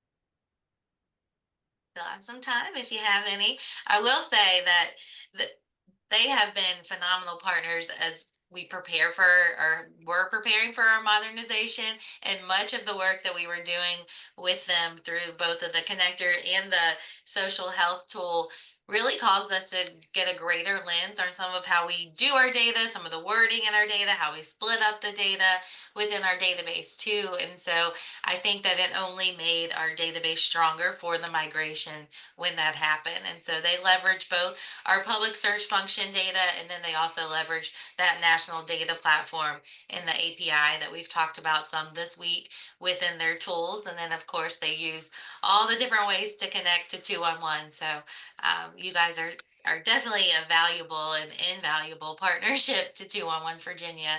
And we've just appreciated working with Erica and Sarah and the rest of your team, and hope to continue to strengthen our partnerships. And I know there's some other state departments on the call, and I think it only makes sense the more we can work together. We have similar and shared missions that we're all trying to make sure that we're helping Virginians. And so we just look forward to continuing our relationship. And thank you for being here and celebrating us and letting us celebrate you as well. So I do encourage everyone to get in touch and to utilize these fantastic platforms too.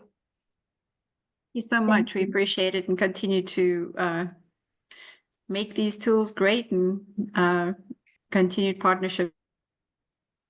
Allow Virginians to get to those resources that they need. Intentionally. All right. If there's no more questions, we'll get ready to transition to our next presenter. So thank you, Sarah and Erica. Thank you.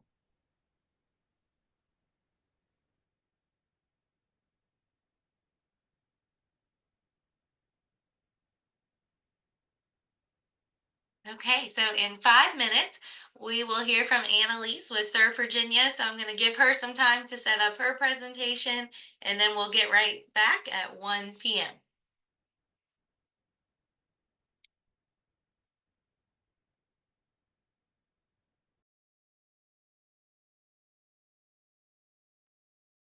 All right, we'll come back together as it's almost 1 p.m.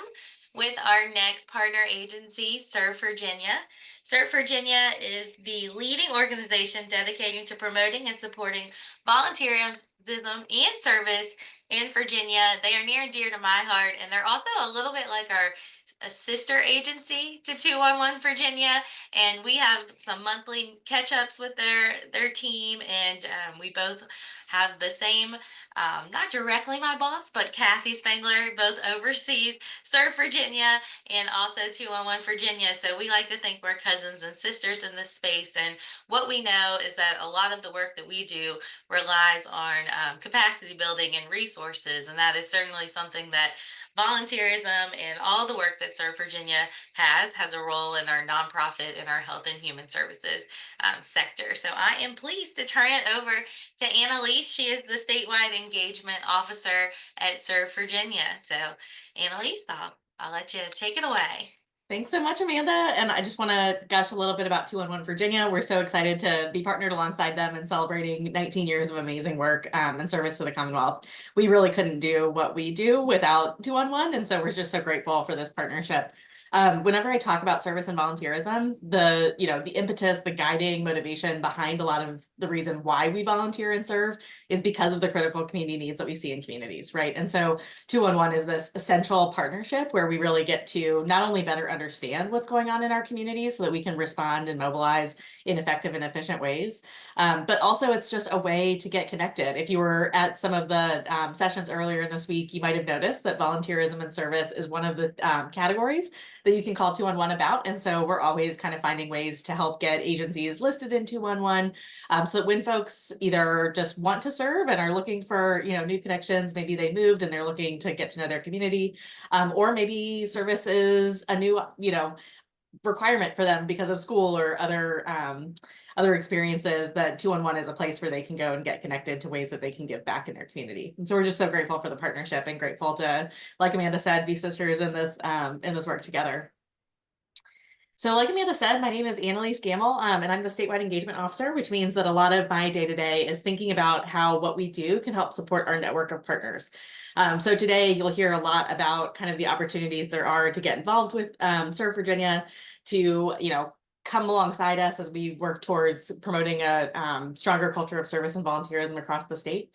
But if there's only one thing that you walk away remembering, I want you to know that we're here for you and we're happy to help you kind of navigate what makes the most sense given what you're working on or your priorities and how we can partner together. So my contact information will be at the end as well, but just wanted to let you know that if you have any questions about anything you hear today, feel free to reach out to me at my email, which is my name at dss.virginia.gov. And I'll also put all of our contact information in the chat as well. So just kind of taking a step back a little bit more about Serve Virginia. Like Amanda said, we're the lead agency or the lead office on service and volunteerism here in the Commonwealth. Every state has what's called a state service commission. So we are kind of one of our main roles is that we help manage AmeriCorps resources and connect communities with ways to leverage national service. These are opportunities where folks can step up and sign up for a term of service. That can be 6 months or a year, really kind of getting lots of hands-on experience training while giving back to their communities. This is an amazing opportunity for folks of all ages that are looking to get involved. And we'll talk a little bit more about what impact that has on Virginia. In addition to the AmeriCorps work we do as the State Service Commission, we generally support service and volunteerism across the state. So we partner with lots of nonprofits, lots of government agencies, local government, kind of any entity you can imagine, to help think about how we build capacity, right? How do we use and mobilize Virginians that are eager to give back as an asset to help build capacity for the things that we care about? We help promote needs assessments, and we collect data, we to help folks identify policy priorities and program opportunities. We provide technical assistance, all under this umbrella of amplifying the impact of volunteerism. You'll see a couple of familiar names, hopefully. So AmeriCorps is one of our key partners. We also are partnered with the Virginia Service Foundation. If you've ever applied for a Day of Service mini grant or a Governor's Volunteer Award, you may be familiar with the foundation. We're also guided by the Governor's Advisory Board on Service and Volunteerism. We're so grateful for our commissioners who join that board and really lend their expertise and their perspective and their time to thinking about how we can promote service and volunteerism for all Virginians. And then finally, we're housed in the Virginia Department of Social Services. So we know, like Amanda said, that a lot of the human service system is powered by volunteers, by folks that donate food to food pantries, all these different roles throughout the system. And so we're really proud to be kind of centered in one of the largest human serving organizations in the Commonwealth. And then finally, you might be wondering, I've talked a lot about amplifying the impact of service and volunteerism. What is the impact, right? So here in Virginia, we know that over 2.2 million Virginians volunteer formally through an organization. These are folks like you and me who sign up to volunteer. Maybe it's once a month, once a year, once a week, really kind of finding dedicated ways to give their time and treasure back to their communities. We also know that this has a huge economic value. A lot of us work in spaces and places that utilize volunteers, and so maybe this is familiar to us. But this is, this service is not only generating an impact for the folks that are receiving the services, but also saving, and generating a huge economic impact. And then finally, we know that this is because a lot of Virginians care deeply about their neighbors and their communities. We find that over 3.8 million Virginians have giving back a part of their daily routine. This can be anything from checking your neighbor's mail when they're out of town, or lending help at a local community event. There's lots of different ways that Virginians give back, and no one way is more important than another. But what we really like to promote is that this means, there is a core support of Virginians that are eager to find ways to help one another. And so we're looking to find ways to help catalyze and leverage this energy and this motivation to give back, to create positive change across the state. In addition to the data that I just showed you, which is from a national study that looks at volunteer rates across the country, we also have a study here in Virginia called the Virginia Community Engagement Index. This is a landmark tool that we designed in 2023, along with partners from over 40 different sectors, that helps us better understand that spirit of giving. So I mentioned that there's, millions of Virginians every day that have giving back as a part of their ethic, right, their creed. And so we wanted to know more about what motivates them to give back. How are they giving back, right? What do they care about? And that's really where the VCEI has been essential. It helped us better understand that for engaged Virginians, so for Virginians that are likely to be connected to their community, most of them are actively volunteering, right? And that most of them are volunteering in ways that they may not have originally considered service. This is really important to us as we grow that identity of who's a volunteer, right? And what a volunteer can mean, to help include more people. We know that so many folks grew up, helping out at church with a family member, or maybe, that ethic of you help your community, you help your neighbors when they're in need. And so trying to find ways to help share those stories and really help see that impact more inclusively across the Commonwealth is one of the things we get really excited about. And then finally, I mentioned this a little bit earlier, AmeriCorps is near and dear to our heart. It's also a key way that folks kind of find that opportunity to get engaged. Almost 3,000 Virginians serve AmeriCorps every year through a variety of different programs, giving back to over 338 community locations every year. This is through tutoring, through providing financial literacy classes, developing capacity for nonprofit organizations, working in park systems to help remove invasive species. Really, there's no limit to where AmeriCorps service can be. And we're so proud to help shine a light on the impact of AmeriCorps members every year across the state. You'll see some of the stats here, but we see millions of dollars raised in financial aid for students to access post-secondary options.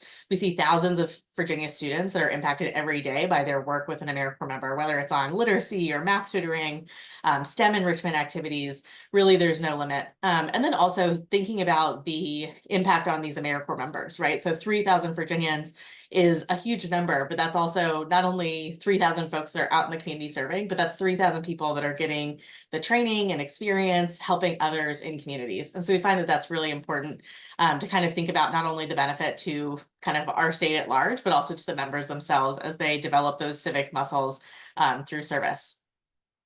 I see a question in the chat that I'll go ahead and answer now about if there's an opportunity for students as young as high school to be a part of AmeriCorps. So to be a part of AmeriCorps, the youngest age limit is 17. So if your high schooler is 17 or 18, there is a possibility to serve in AmeriCorps. What I would say is more common is that folks do AmeriCorps after they graduate to kind of as that potentially a gap year or as a next step in their journey.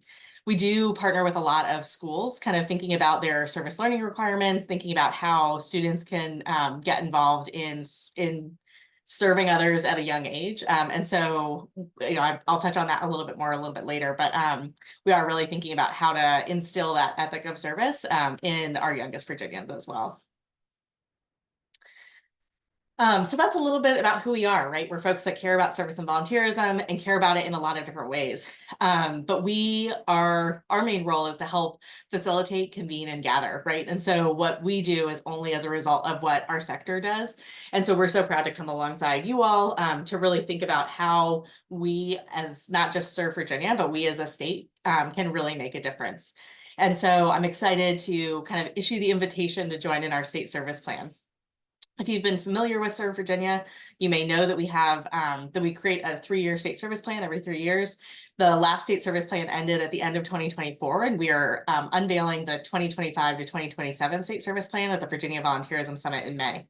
But you know, even as we might be a little bit in between state service plans at the moment, there's always the opportunity to join alongside what we're all trying to do across the state. One of the reasons we exist, one of the reasons Serve Virginia is an organization that serves the Commonwealth is because we bring all of us together and can share that amplified voice, that single brand that's really promoting service and volunteerism for everyone across the Commonwealth.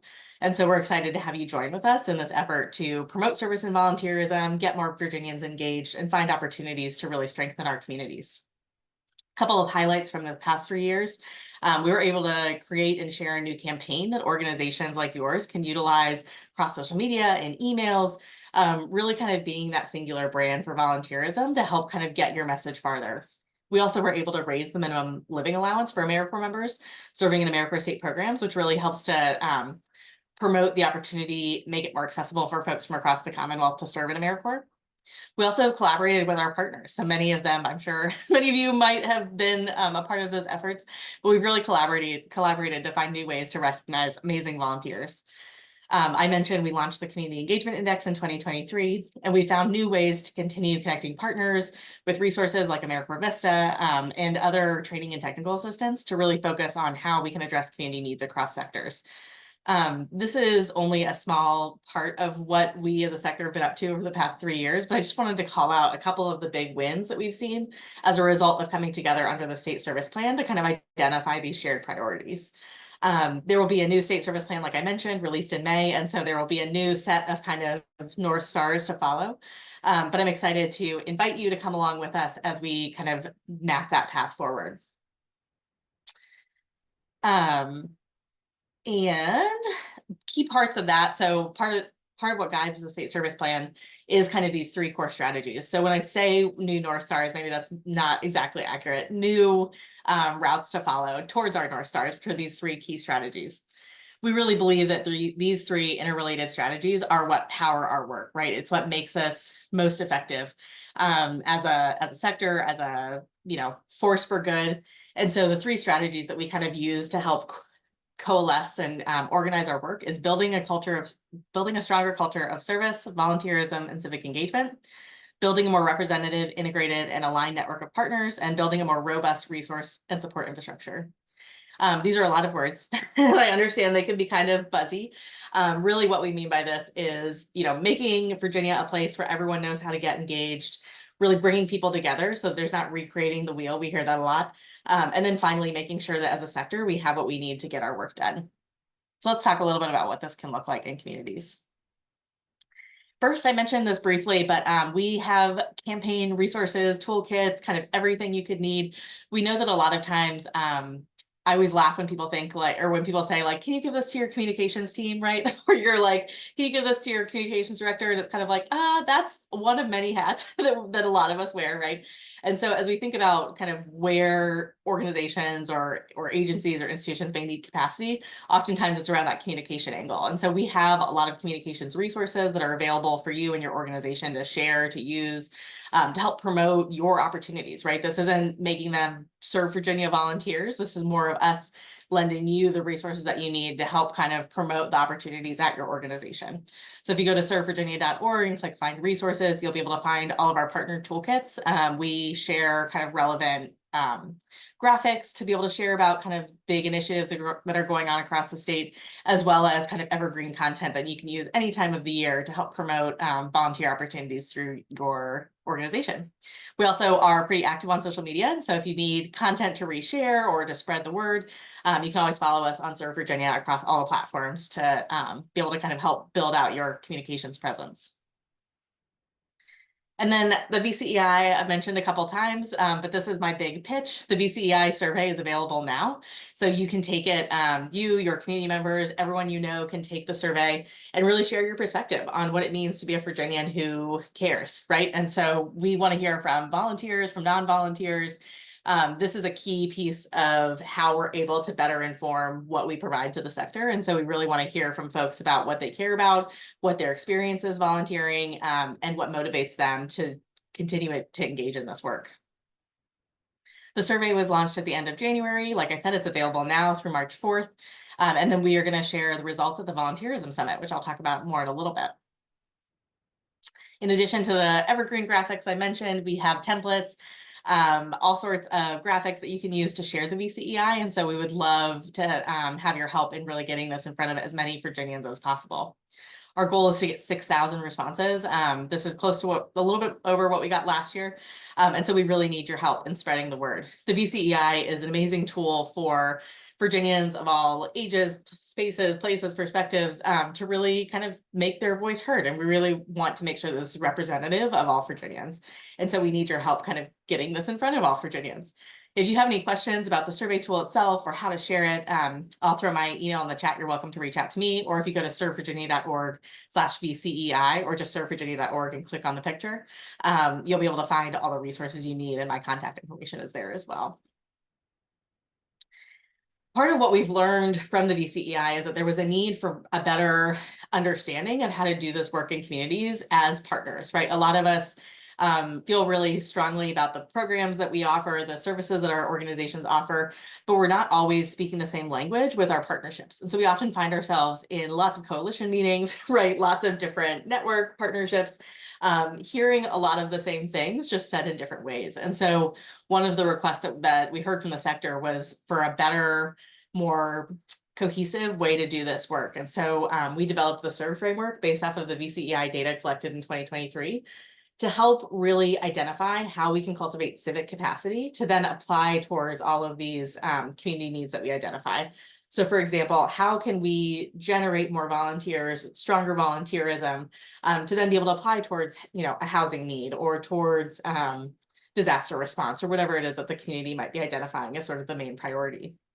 These 5 pillars are sort of the 5 areas for strategic action that we identified from the VCEI data in partnership with about 30 partners in the Central region to really think about this is how we can deeply invest and build capacity to then be able to kind of see the greatest impact. I'll go over briefly the 5 pillars, but if this is of interest to you, this is the theme of our summit this year. And so I would highly recommend that you make plans to attend the Virginia Volunteerism Summit in May. The 5 strategic areas for action, one is key spaces, right? So it's finding volunteers where they're most likely to get involved. From the VCEI data, we know that the primary ways that folks start volunteering is through faith communities, through school requirements and service learning, and then potentially through employer partnerships. So thinking about corporate days of service or hearing about an issue at work and then taking your family to volunteer later. And so really thinking about how do we build partnerships among these key spaces, not only to be able to help promote opportunities, but then also to strengthen those resources, right? Making sure that there are kind of the pathways that need to be in place so that folks know kind of their first step. The second area for strategic action is, we call it equip, and it's really that idea of how can we equip nonprofits and organizations that work with volunteers with the tools, training, technical assistance that they need to make a difference. I see Karen ask the question about technical assistance. I'm going to use that term a lot, and unfortunately, there's not like one really clear defined answer. For us, technical assistance most often looks like training and connections to other organizations, but it really is kind of we do one-on-one consultations, we do one-on-one partnership building. So it can really be kind of diverse and varied based off of what the technical assistance provided is focused on. In this context, a lot of it happens between the training that Serve Virginia provides to organizations, as well as through our volunteerism network. For AmeriCorps, we have a different set of technical assistance that's a little bit more hands-on, specific to funding resources and really kind of thinking about program development planning and things like that. Which leads into our third area, which is core. We got really creative. So if you're trying to figure out how this spells serve, it's the S in key spaces, the R in core, but it's a handy moniker for the tool. The core strategy is really making sure that your community is taking advantage of national service in the ways that make sense. So this is partnering with existing AmeriCorps programs, developing new AmeriCorps programs to serve the community, and then also thinking about ways to bring in AmeriCorps in different capacities. So maybe it's long-term, maybe it's short-term, to really help kind of take your projects and programs and initiatives to the next level. And then finally, these last two are kind of intertwined. It's thinking about the ability and the empowering our volunteers to use their voice, as well as creating a meaningful volunteer experience. To really think about how this work goes beyond the volunteer service opportunity, right? And so I use this analogy a lot, but when we think about folks showing up for 3 or 4 hours to do their volunteerism, right? That I think is such a small part of what volunteerism actually is.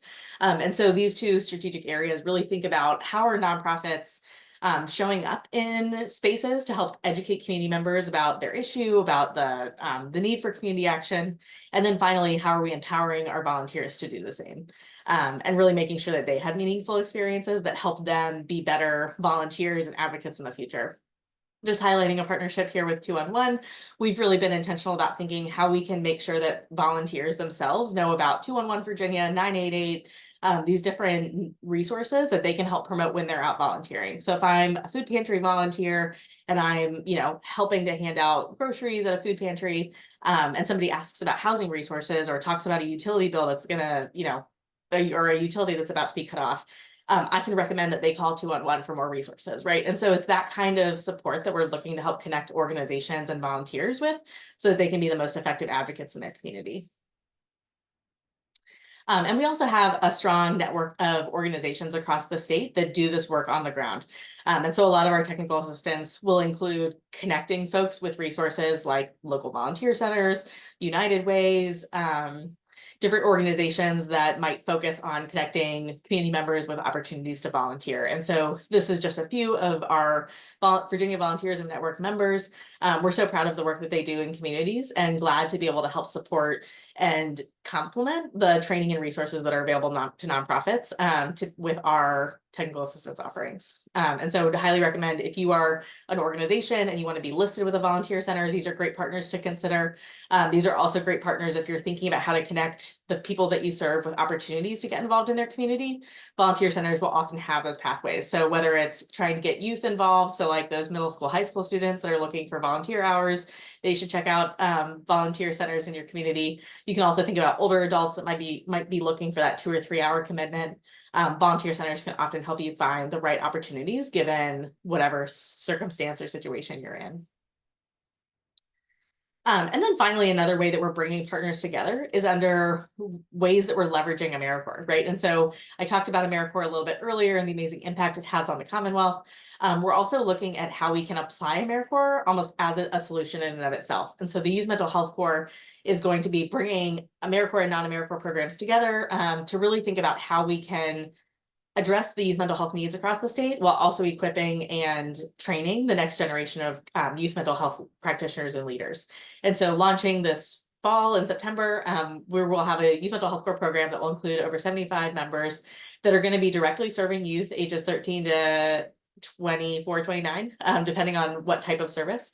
And then also themselves earning training and certifications and credentials that are going to help them find jobs in that field after their term of service. This is one of the ways that we think service can really be impactful, is this whole connection between what you do in your service and volunteerism and where you want to be later down the road. And so thinking really creatively about how we can maximize that service experience to make sure that folks are equipped and empowered to be able to take on kind of their next steps. And then I've mentioned this a couple times. Hopefully your interest is piqued and you can't wait to see, hear more details. But the Virginia Volunteerism Summit is a virtual event, May 14th and 15th. It's an amazing, packed 2 days full of information. We think it's, one of the second to maybe 2-on-1 week, one of the most exciting events of the year. We bring together over 300 folks from across the state that are really passionate about doing good in the community. So it's a great opportunity to network, meet folks from different areas that might be doing work similar to yours.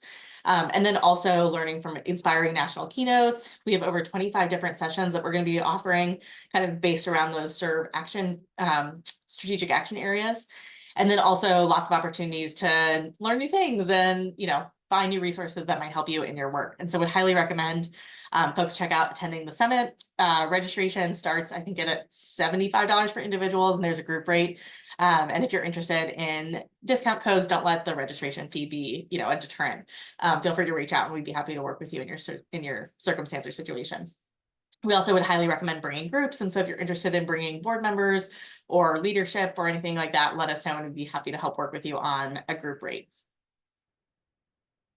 And then finally, another thing that we do is, like I was talking about at the very beginning, amplifying the stories of volunteerism, right? And so a lot of that is the impact and talking about what volunteerism and service does in our Commonwealth. But some of that is really shining a light on the volunteers themselves. And so between awards programs like the Governor's Volunteerism and Community Service Awards that we hold every fall, and the Serve Virginia Honor Roll, we also just share stories of volunteers and AmeriCorps alumni and folks that are out serving their communities. And so whether it's learning more about how to nominate a volunteer that you work with, or sharing their story of service, or having them share their story of service, we would love to be in touch with you about how we can really amplify what service looks like in your community to help better show that true picture of what Virginians volunteering looks like. And then finally, I'm here for anything that you need. So once I stop talking, I will throw my contact information in the chat, and you're welcome to reach out to me about anything that I've mentioned or questions that you might have. Our big ask is about the VCEI survey, and so I'll put that information in the chat as well. So you can check out the survey itself, you can take it yourself, and then also share it with anybody else that you might have in mind. And so with that, I am going to pass it over to Amanda, who I think is going to share a little bit about the AmeriCorps partnership that we've been doing with 2-on-1 Virginia this past year. I can open it up to any questions. So if folks have questions that they want to throw in the Q&A or the chat, I'd be happy to answer. All right. So we did actually share a little bit earlier about our partnership with Serve and the Vistas. So we did showcase all of the different organizations across the state that have Vista members right now that have a dedicated amount of time to providing some support and awareness and engagement within 2-on-1 Virginia. So they're almost like sidekicks to the community engagement team almost in that aspect too. And right now, we know as we've been going through this transition and the modernization that we'll need their help more than ever as we continue to roll out and reach more agencies, and then some of the other special initiatives that we're doing. But just like you all, as partners, are welcome to be ambassadors for 2-on-1 Virginia, these Vista AmeriCorps have a specific role in that too. So we are really grateful for the partnership. And as you said, there's just so much intersection in helping people, and then also making sure that there's helpers to do that work too, beyond just us who are paid to do this work too. So. And I'll make a quick plug. If you were really excited by the idea of the Vista members and all the capacity that they're adding to the community engagement team at 2-on-1 Virginia, you too can apply to have a Vista member. So if you're interested, you can find more details on servevirginia.org, or you can shoot me an email. We have an info session coming up on the 19th of February about how to have a Vista serve at your organization. And so if that's something you're interested in, please feel free to reach out. But yeah, I dropped my email in the chat and the link to the VCEI. And so if anybody has any follow-up questions, feel free to reach out to me. I'd love to set up a time to chat more about what you do in the community and how we might be able to help. Great. And the summit is really great. I had the pleasure of attending it virtual and in person, and it's really great how they put that on. So definitely, if you're around, that's actually my birthday. But yes, so if you're around, to the summit for sure, because it's really worth it and a great time to network with other partners around the state as well. So. And you'll have access to recordings for the rest of for at least a couple months. We're still working on the exact time period, but if you're too busy celebrating Amanda's birthday to catch every session you want to see, you're welcome to watch replays, and we'll have recorded sessions kind of for a couple weeks after as well. So even if you can't make it for the 14th and 15th, that's a great point, Amanda, but you can always watch recordings. Yeah, great. So, all right, well, if anyone has any more questions, otherwise, Annalise has put her contact information and how to get in touch with her and her team, and I do encourage you to do that. Also love their website, Serve Virginia. You guys have a fantastic website, and so I like to look at all their things for inspiration as we do things. So thank you for being here so much and for presenting. Yeah, thanks so much for having us, and happy 19th. Thank you. Thank you. All right, and we will go ahead and transition because it's me and Margaret. We don't really have to wait on anyone right now, so we'll go ahead if Margaret is ready and transition to our final topic of our celebrating our partners in problem solving. And this is going to highlight a lot of the emergency response and kind of give note to some of the partners in Virginia state programs that we partner with in our emergency response, how we're helping our communities, and then how hopefully we're also helping our nonprofit. So I will go ahead and share my screen, Margaret.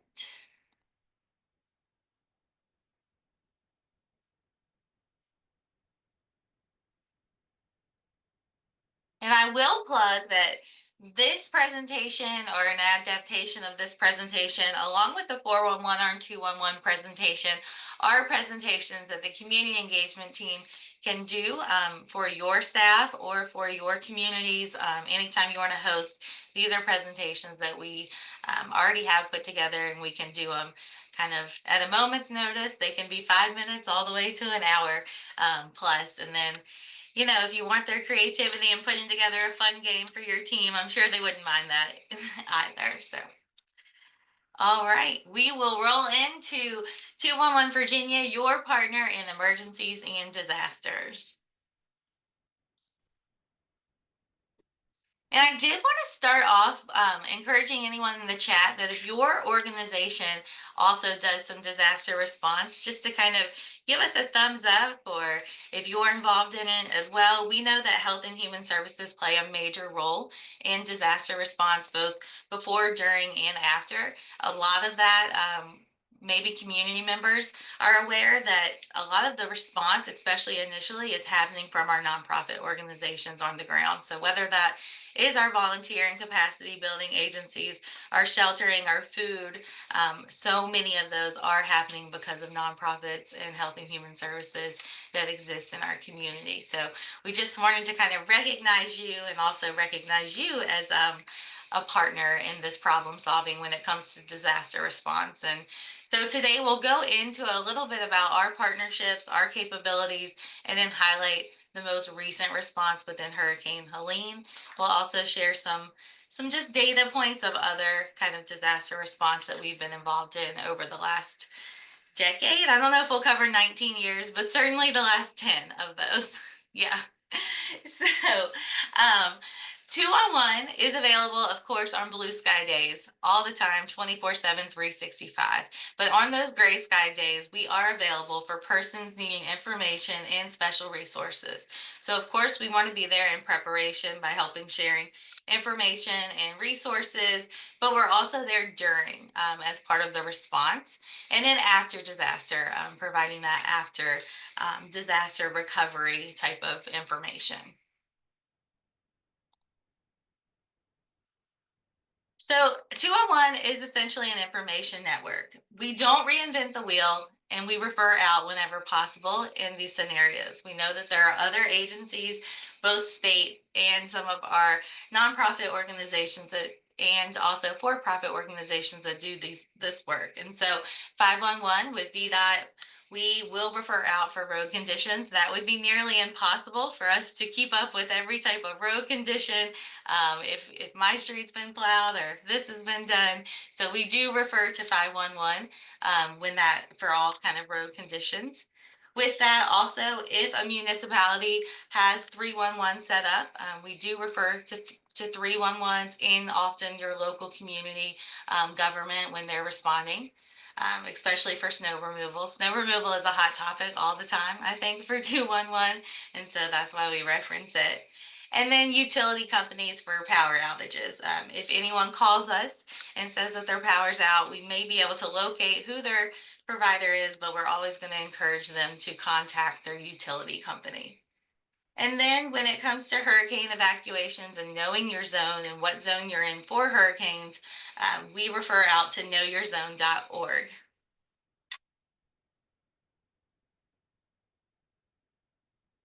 The 211 Virginia is an official public information line for a few different state agencies and partners as part of our response, but I'm going to go into each one of them in depth. So we partner with the Virginia Department of Emergency Management, and of course they are our Virginia state agency when it comes to emergency management. Their mission is to save lives through effective emergency management and homeland security programs by coordinating a whole Commonwealth approach to any complex event or disaster, including but not limited to natural, man-made acts of terrorism or cyber-related incident or event. We can be activated as the state's public information line, and of course being activated in the case of emergency or disaster, encompassing all of those, both natural and man-made. We participate in 2 emergency support functions. There are 17 total, and we participate in both ESF 16 and 17 around volunteer and donations, and then also around external affairs. And with that, as part of being prepared, we do participate year-round in different types of exercises. So that can include your airport exercises, exercises at colleges and universities, so like active shooting exercises, we can be a part of those. Patient locator, local and regional tabletop exercises. So that can be any one of us, but it can also be members of our community engagement team.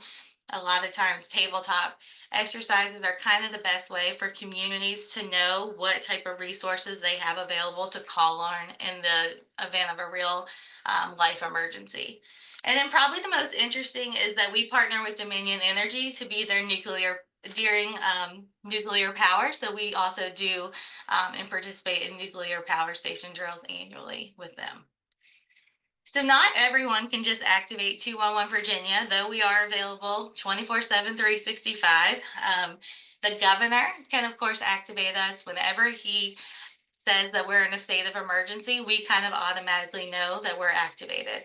However, he can also appoint us and start marketing that to call 211 as well with that. The Virginia Department of Emergency Management can also activate us. Local emergency managers, so if it's not quite a statewide emergency, it's only affecting different localities, we do have relationships with local emergency managers, and they can also activate us. And then any other type of formalized partnerships, which you'll hear about a little bit, some of the things that we have done that are disasters, but we have been able to provide kind of information for them as well. So over the last 10 years, and this number, Margaret, maybe has increased a little bit because I think we were just activated. So over the last 10 years, we have been alerted or activated probably close to 40 times now within our last decade. And we'll go in, some of them are pretty small. Some of them can just be a handful of calls. And then in some cases, we can have thousands of calls. So we'll highlight some of our response. So I mentioned Dominion Energy with the nuclear power stations. If you don't know, we do have 2 located within Virginia, that being North Anna and Surrey nuclear power stations. So we partner with both Virginia Department of Emergency Management and the Virginia Dominion Energy to provide information and resources if there were to be an emergency at either one of those power stations. We can be activated. So we are that official call center, and as mentioned, we participate in their Virginia Operations Plan Exercise, or VOPEX. We also partner with Dominion Energy, not disaster related, but with their Dominion Energy Share, which is that year-round assistance program that helps qualified customers with energy bill assistance. So we do receive a great deal of our calls for Dominion Energy Share, and that are kind of routed to us from Dominion.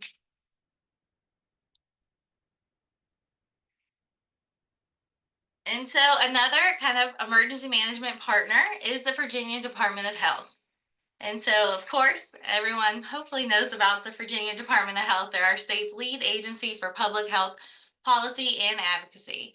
And so we can assist the Virginia Department of Health with disseminating information during a public health event.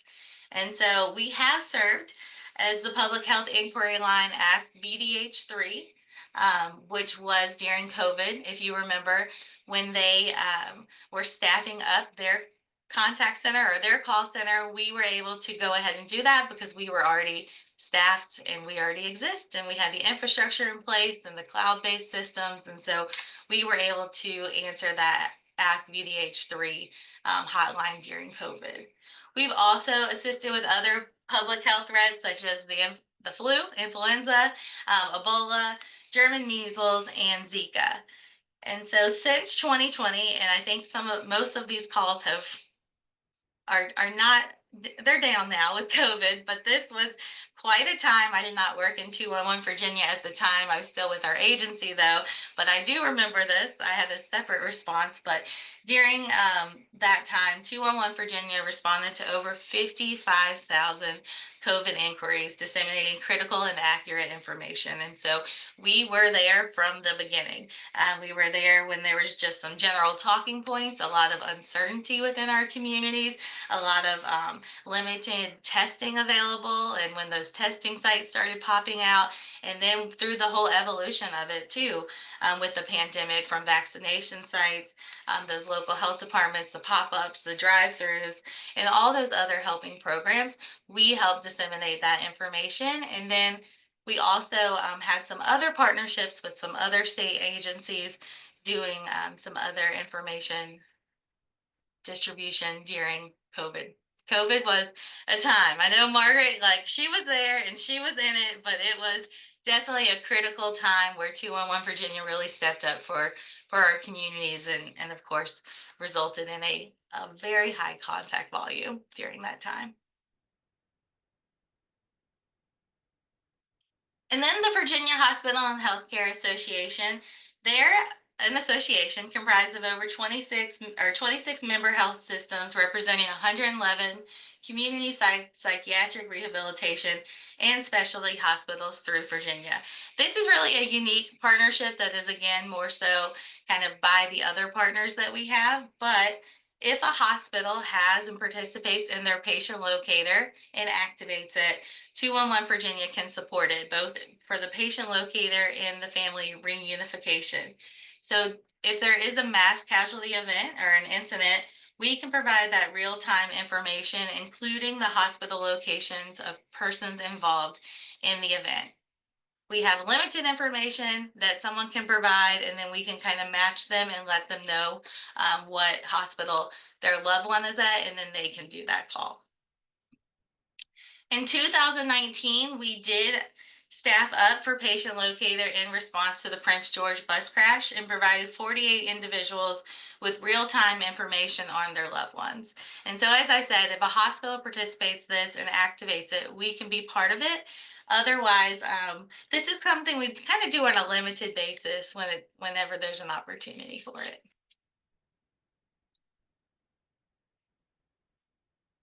All right, I'll pass it off to Margaret to talk about some capabilities. Awesome, thank you. So yeah, I mean, all the ways that we partner is really exciting, and we're happy to provide that. And some of the reason that we're able to provide it is because of the capabilities that we have. So to get us started, just talking about accessibility for individuals across the Commonwealth to be able to reach out to 211 and track us down. So we're 24/7 to start with. So we're always open, basically. There's no time when you're going to call and there's just nobody there. We also provide a toll-free number for out-of-state callers. So if something's happening, for example, at that Prince George bus crash, we had individuals from Florida calling us, individuals from New York calling us. They were able to get through to us through that 800 number. We also have multiple ways to connect with us when it comes to capability. So phone, text, chat, or email. And a lot of that, just depending on what the event is, may be more useful than others. So if, internet's down, they're definitely going to call. But if they're having no phone service, but they can, get to, a library and jump on their email, they could still, reach out to us. So we also make sure that we are providing translation services. So we have bilingual Spanish speaking specialists for all of our communication channels, as well as our language line. When individuals call on the phone, we can provide service for up to, or over 240 languages. So next, one thing that I think is interesting is our geographically diverse staff. We are, from the council is a Council of Community Services is in Roanoke, Virginia, but our staff are throughout the state. So we do have individuals on the phones in Norfolk, individuals, in Richmond, Pulaski. So we're spread out. So if it is a natural disaster, it may not affect all of our staff. We're still going to stay open. We're going to make sure that we've got people that are available. And also just accessibility, we have social media platforms that we have allow us to repost official information. So we have a way to reach everybody kind of in any way that we go. So next for capabilities is just kind of our technology piece. So I know we've done a lot talking about our modernization efforts and how much we've improved our technology, and some of that shows when it comes to how we're handling disaster response. So, one big element is kind of those blue sky days and preparedness is making sure that we have preloaded information in our database that's kind of ready to go. So as soon as we find out something's actually happened, we're not starting from scratch. We've already got information that all we have to do is just, flip a switch and it's available for us.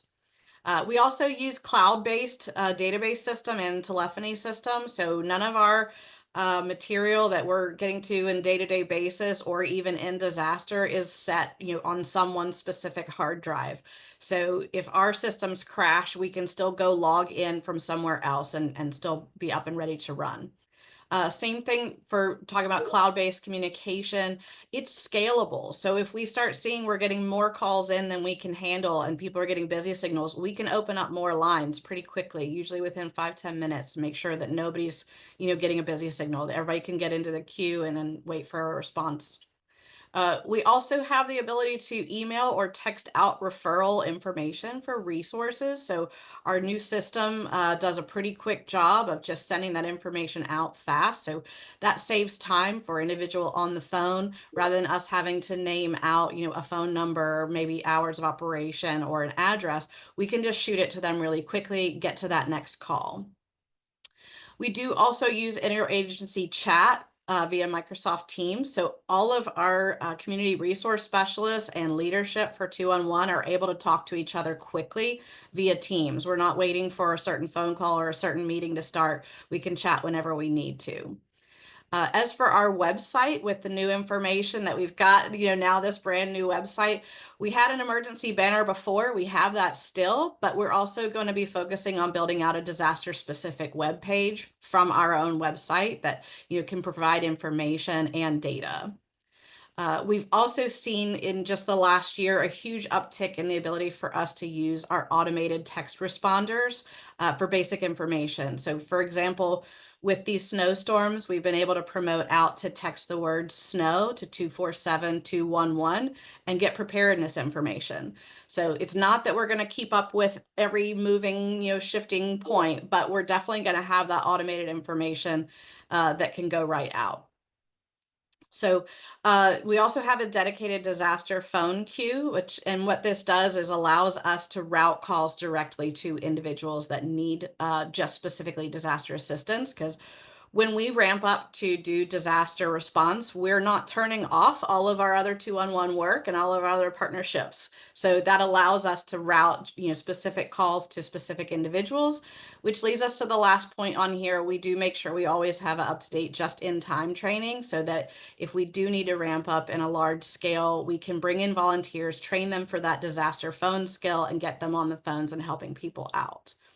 So, and the next slide, we've talked about capabilities and, our accessibility. So we wanted to throw some of our data just from Hurricane Helene on as examples of what we're talking about. So for Hurricane Helene, you can see we handled over 400 actual contacts, but we also had that automated texting service working to provide information about the storm preparedness, as well as information about donation sites. So we were able to do a lot from the community engagement team side, talking about what we did on social media through our newsletter, as well as shipping out 211 materials. And then through that work of all those contacts and making sure that we've reached out and let people know about us and what's going on, we were able to provide 871 referrals or marked unmet needs for individuals that we spoke with. And that response covered 69 total cities and counties that were affected. So on the next slide, this is just an example of the type of data that we track. So we can see what were our top 10 requests, when it comes to cities or counties, locations of individuals reaching out for help. So whether we are able to do a referral or not, we're still documenting that location. We found that 66% of our contacts ended up coming from what is now, recognized as the FEMA eligible areas. So it's kind of in line with where we're seeing calls, is exactly where we're seeing the most damage. And the next slide is very similar in far as just talking about the met and unmet needs. Where were we giving information out and about what? And we also in that red can see where were we not able to give information. So for example, the disaster food stamps, a lot of people were calling right away about replacement of food, but early on disaster SNAP wasn't activated yet. So those get marked as unmet need. When disaster SNAP activated, we were able to see that all of a sudden we're able to give out this referral. So, whether or not someone is directly affected or they're calling for somebody else, we're still always logging that. What was it about and what is it for? And in that instance, 69% of our referrals were also going to those same locations. And then the last slide about Helene response is just talking about, what were the types of referrals that we were providing. And this is where we can get into our data about what we track and what we pay attention to. So we did utilize a lot of automation for our text. We utilized quick replies in English and Spanish so that our staff don't have to retype the same message over and over either. We worked with VOAD throughout with Hurricane Helene. We also worked with Montgomery County specifically when they had a boil water notice, out there. So there's a lot that we can do when those capabilities come about. So that's kind of our rounded picture. And then we'll kind of start back at the next slide to say, so what can we do for emergency managers? So before that emergency, like we said, we had preloaded information, already established in our database. We're already here 24/7. As Amanda mentioned, we're already doing web advocacy for Know Your Zone. If we need to, we're partnering with VOAD so that we can make sure we know how the volunteer organizations are operating and how we can support them. And then we're participating in those planning activities. So during and after an emergency, we always are trying to focus on the idea that 211 is really good 911 diversion. We want to make sure that your emergency response is actually a response for things that are critical where you need police, fire, or rescue. Let us take all the non-emergency calls, take the burden off of your personnel. We provide only public information that is official. So we don't do we saw this on Facebook and so we shared it. We take what the information is that we've gotten from official sources, and we are able to provide information about, family reunification, volunteer centers, evacuation centers, things like that. We also make sure that what we're providing is accurate and timely. So we can ramp up and list a temporary phone number that maybe an emergency manager has stood up just for this event for a couple days. we can, automate to provide that information. And we also act as rumor control, which sounds a little funny, but if people call us up with some wild story, we can compare their story with what we've been told about the event and kind of squash those rumors. And if we hear anything extra weird, we're able to push it on and say, please put out a notice that kind of explains why this is or isn't correct. And then, as you saw in the Helene data, providing regular reports about community needs and unmet needs goes back to our partners so that we can make sure that they're able to respond in the moment as we're seeing stuff come about. Next slide. So Amanda kind of touched on this already, the ways that we're activated. So statewide, we're going to hear about it from the governor. On that local level, we encourage interaction with our community engagement team members to make sure when you're actively dealing with an emergency, to make sure that we have information that's up to date as possible and anything that's new or changing. We know a lot of disaster situations, information can change really, really fast. So that's why we get you in touch with them. And then that piece about the public health or patient locator, we're going to be activated by those organizations specifically in those times. Next slide. So when 211 is activated, once we get that notice, we make sure that we verify the information that's going in our database is correct and it matches what the locality is saying. We go ahead and activate those pre-staged listings. We add new information if we need to, throw the emergency banner up on the website. In the future, like I said, we're going to have a specific disaster page that we can update as well. And then we provide back those situation reports of what are the met and unmet needs for, what we're hearing about from individuals when they call. So next slide. So if we're going to be activated, the information that we have to have is, obviously any of the notices of emergency operations, what's going on.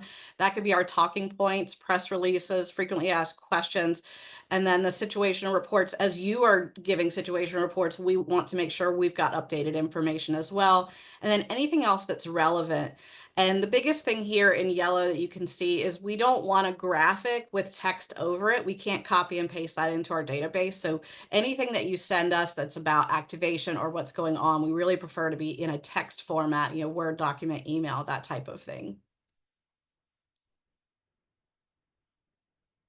And then just an example of what a talking point is when we say that word. It's really highlighting the specifics that tells us what's going on and what our staff need to say to individuals. So you've got this here on the screen, date, time, name of that event.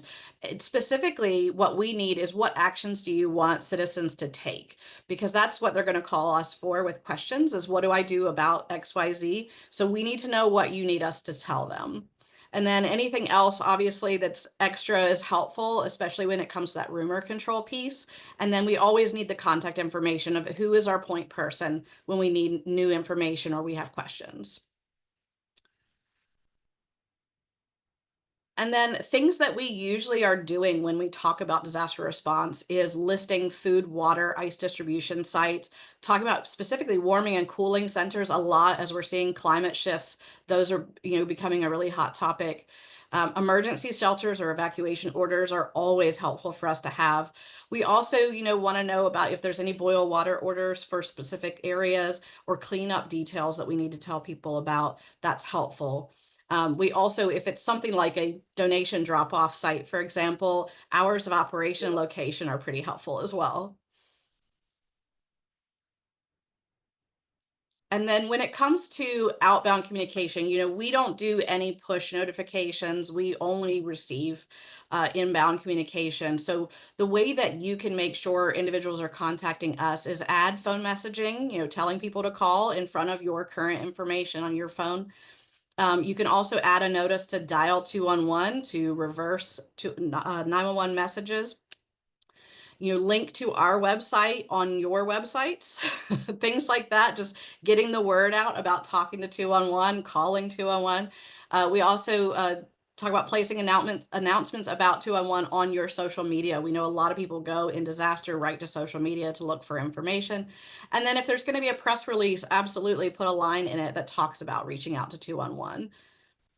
And then I think The last slide for me is just a sample, I'm not going to read it, of messaging you could put in your phone system in advance of whatever your normal messaging is, so that when people call, they're catching this information of how to get a hold of us. And I believe, Amanda, you are who's who. All right. And so when it comes to activating temporary listings or making inquiries, you can contact either Margaret or myself, and kind of both of us is usually good. We all try during activations to just continue to copy each other, because we all are kind of integrated in this work. A lot of the work before probably happens with community engagement. During is within the contact center in the database, and then after still within the contact center and database team too. But the community engagement team is really that one that tries to be out in the communities, knowing what's happening, and then sending that up the line. So it is helpful to keep us both in the loop, especially when it comes to activating our during disaster. We always like to say, like, 211 you call, but do not call it to activate us and to reach us. So we have our contact information, and we just ask to not call 211 to provide emergency information. It will probably confuse the contact center staff, because they're going to think that you're someone who needs help and not necessarily a service provider or a partner. And so we just say, do not call 211. And then we have our community engagement team that has those 6 regions, but the Virginia Department of Emergency Management has different regions. So you'll see next to all of us, their different regions. So the next slide might be a little easier to showcase how we're kind of divided up. We do it as close as we can to how we are originally in our 6 regions to match VDEM's 7 regions in this case. So you'll see that Darien covers VDEM region 7, that Mary covers region 6 and 3, and that Brittany covers VDEM region 5. Nelson is VDEM region 1. I am covering region 6, and then Lori is covering region 4 when it comes to the VDEM regions.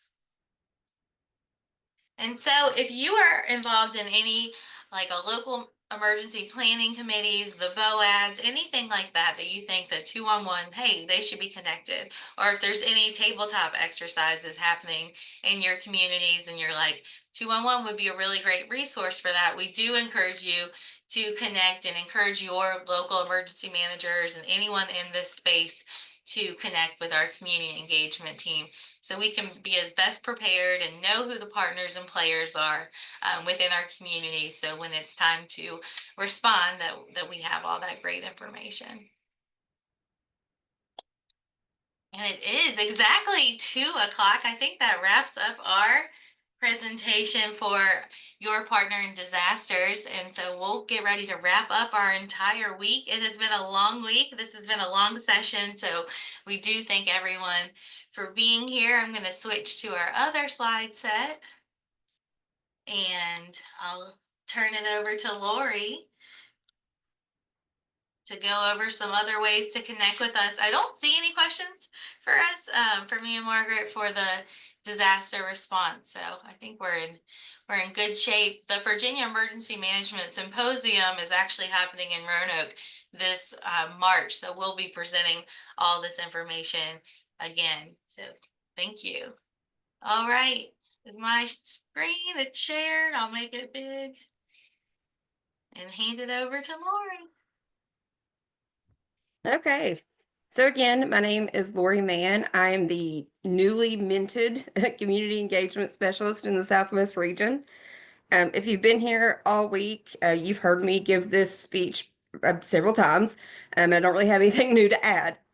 But I did kind of want to go off script just a little bit.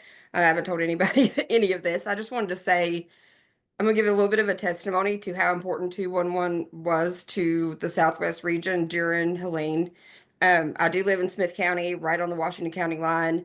So while I personally didn't have any kind of devastating impact from Helene, I saw it all around me. I have family and friends that lost everything. And I can't exaggerate enough how important it was to have that kind of centralized location to avoid confusion and people having a one-stop shop to know where to get what and who could support them in this really awful, devastating time. So just wanted to reiterate how really important and awesome that was, and really made me that much more excited to join this team. Because I also want to say thank you to everybody who's given me such a warm welcome this week. This is my first 211 week, obviously, and I have heard from so many agencies in Southwest region and across the state who have reached out just to introduce themselves or set up future meetings, and that has been really encouraging and helpful to me as I kind of plan my future in this role. So I just want to say that I really do appreciate that. So now back to the script. I am just going to touch on a few ways that you can remain connected with 211 Virginia long after this week is over. First of all, like, we want you to share your information with your team, whether it be your staff, your unpaid volunteers, just people in the community that you regularly connect with, whether it's general information that you just already know about 211 Virginia or anything that you've learned this week. We want you to connect with us as your community engagement specialists. You've seen our contact information several different times throughout the week, and we'll probably touch on it one more time. But we're here to help you with whatever you need and set up trainings and all the things that we can do to help you support your mission and what you do. Of course, another way to stay connected with us is sign up for our newsletter, and you can follow us on all the social medias with the handle at 211 Virginia. And the website this week has been a big point of conversation, so we want you to frequent that website, look it over, come back to it often as it expands and grows, and we build on each of these elements because it really is going to be a vital resource to everybody. So to introduce us all just one last time, we're going to start on my end of the state and go across. Again, I'm Lori, covering the Southwest region. I think everybody knows Amanda, who's covering West Central. We have Miss Mary in the Northwest, Miss Darian in Northern Virginia, Nelson in East Central, and Miss Brittany in the Southeast.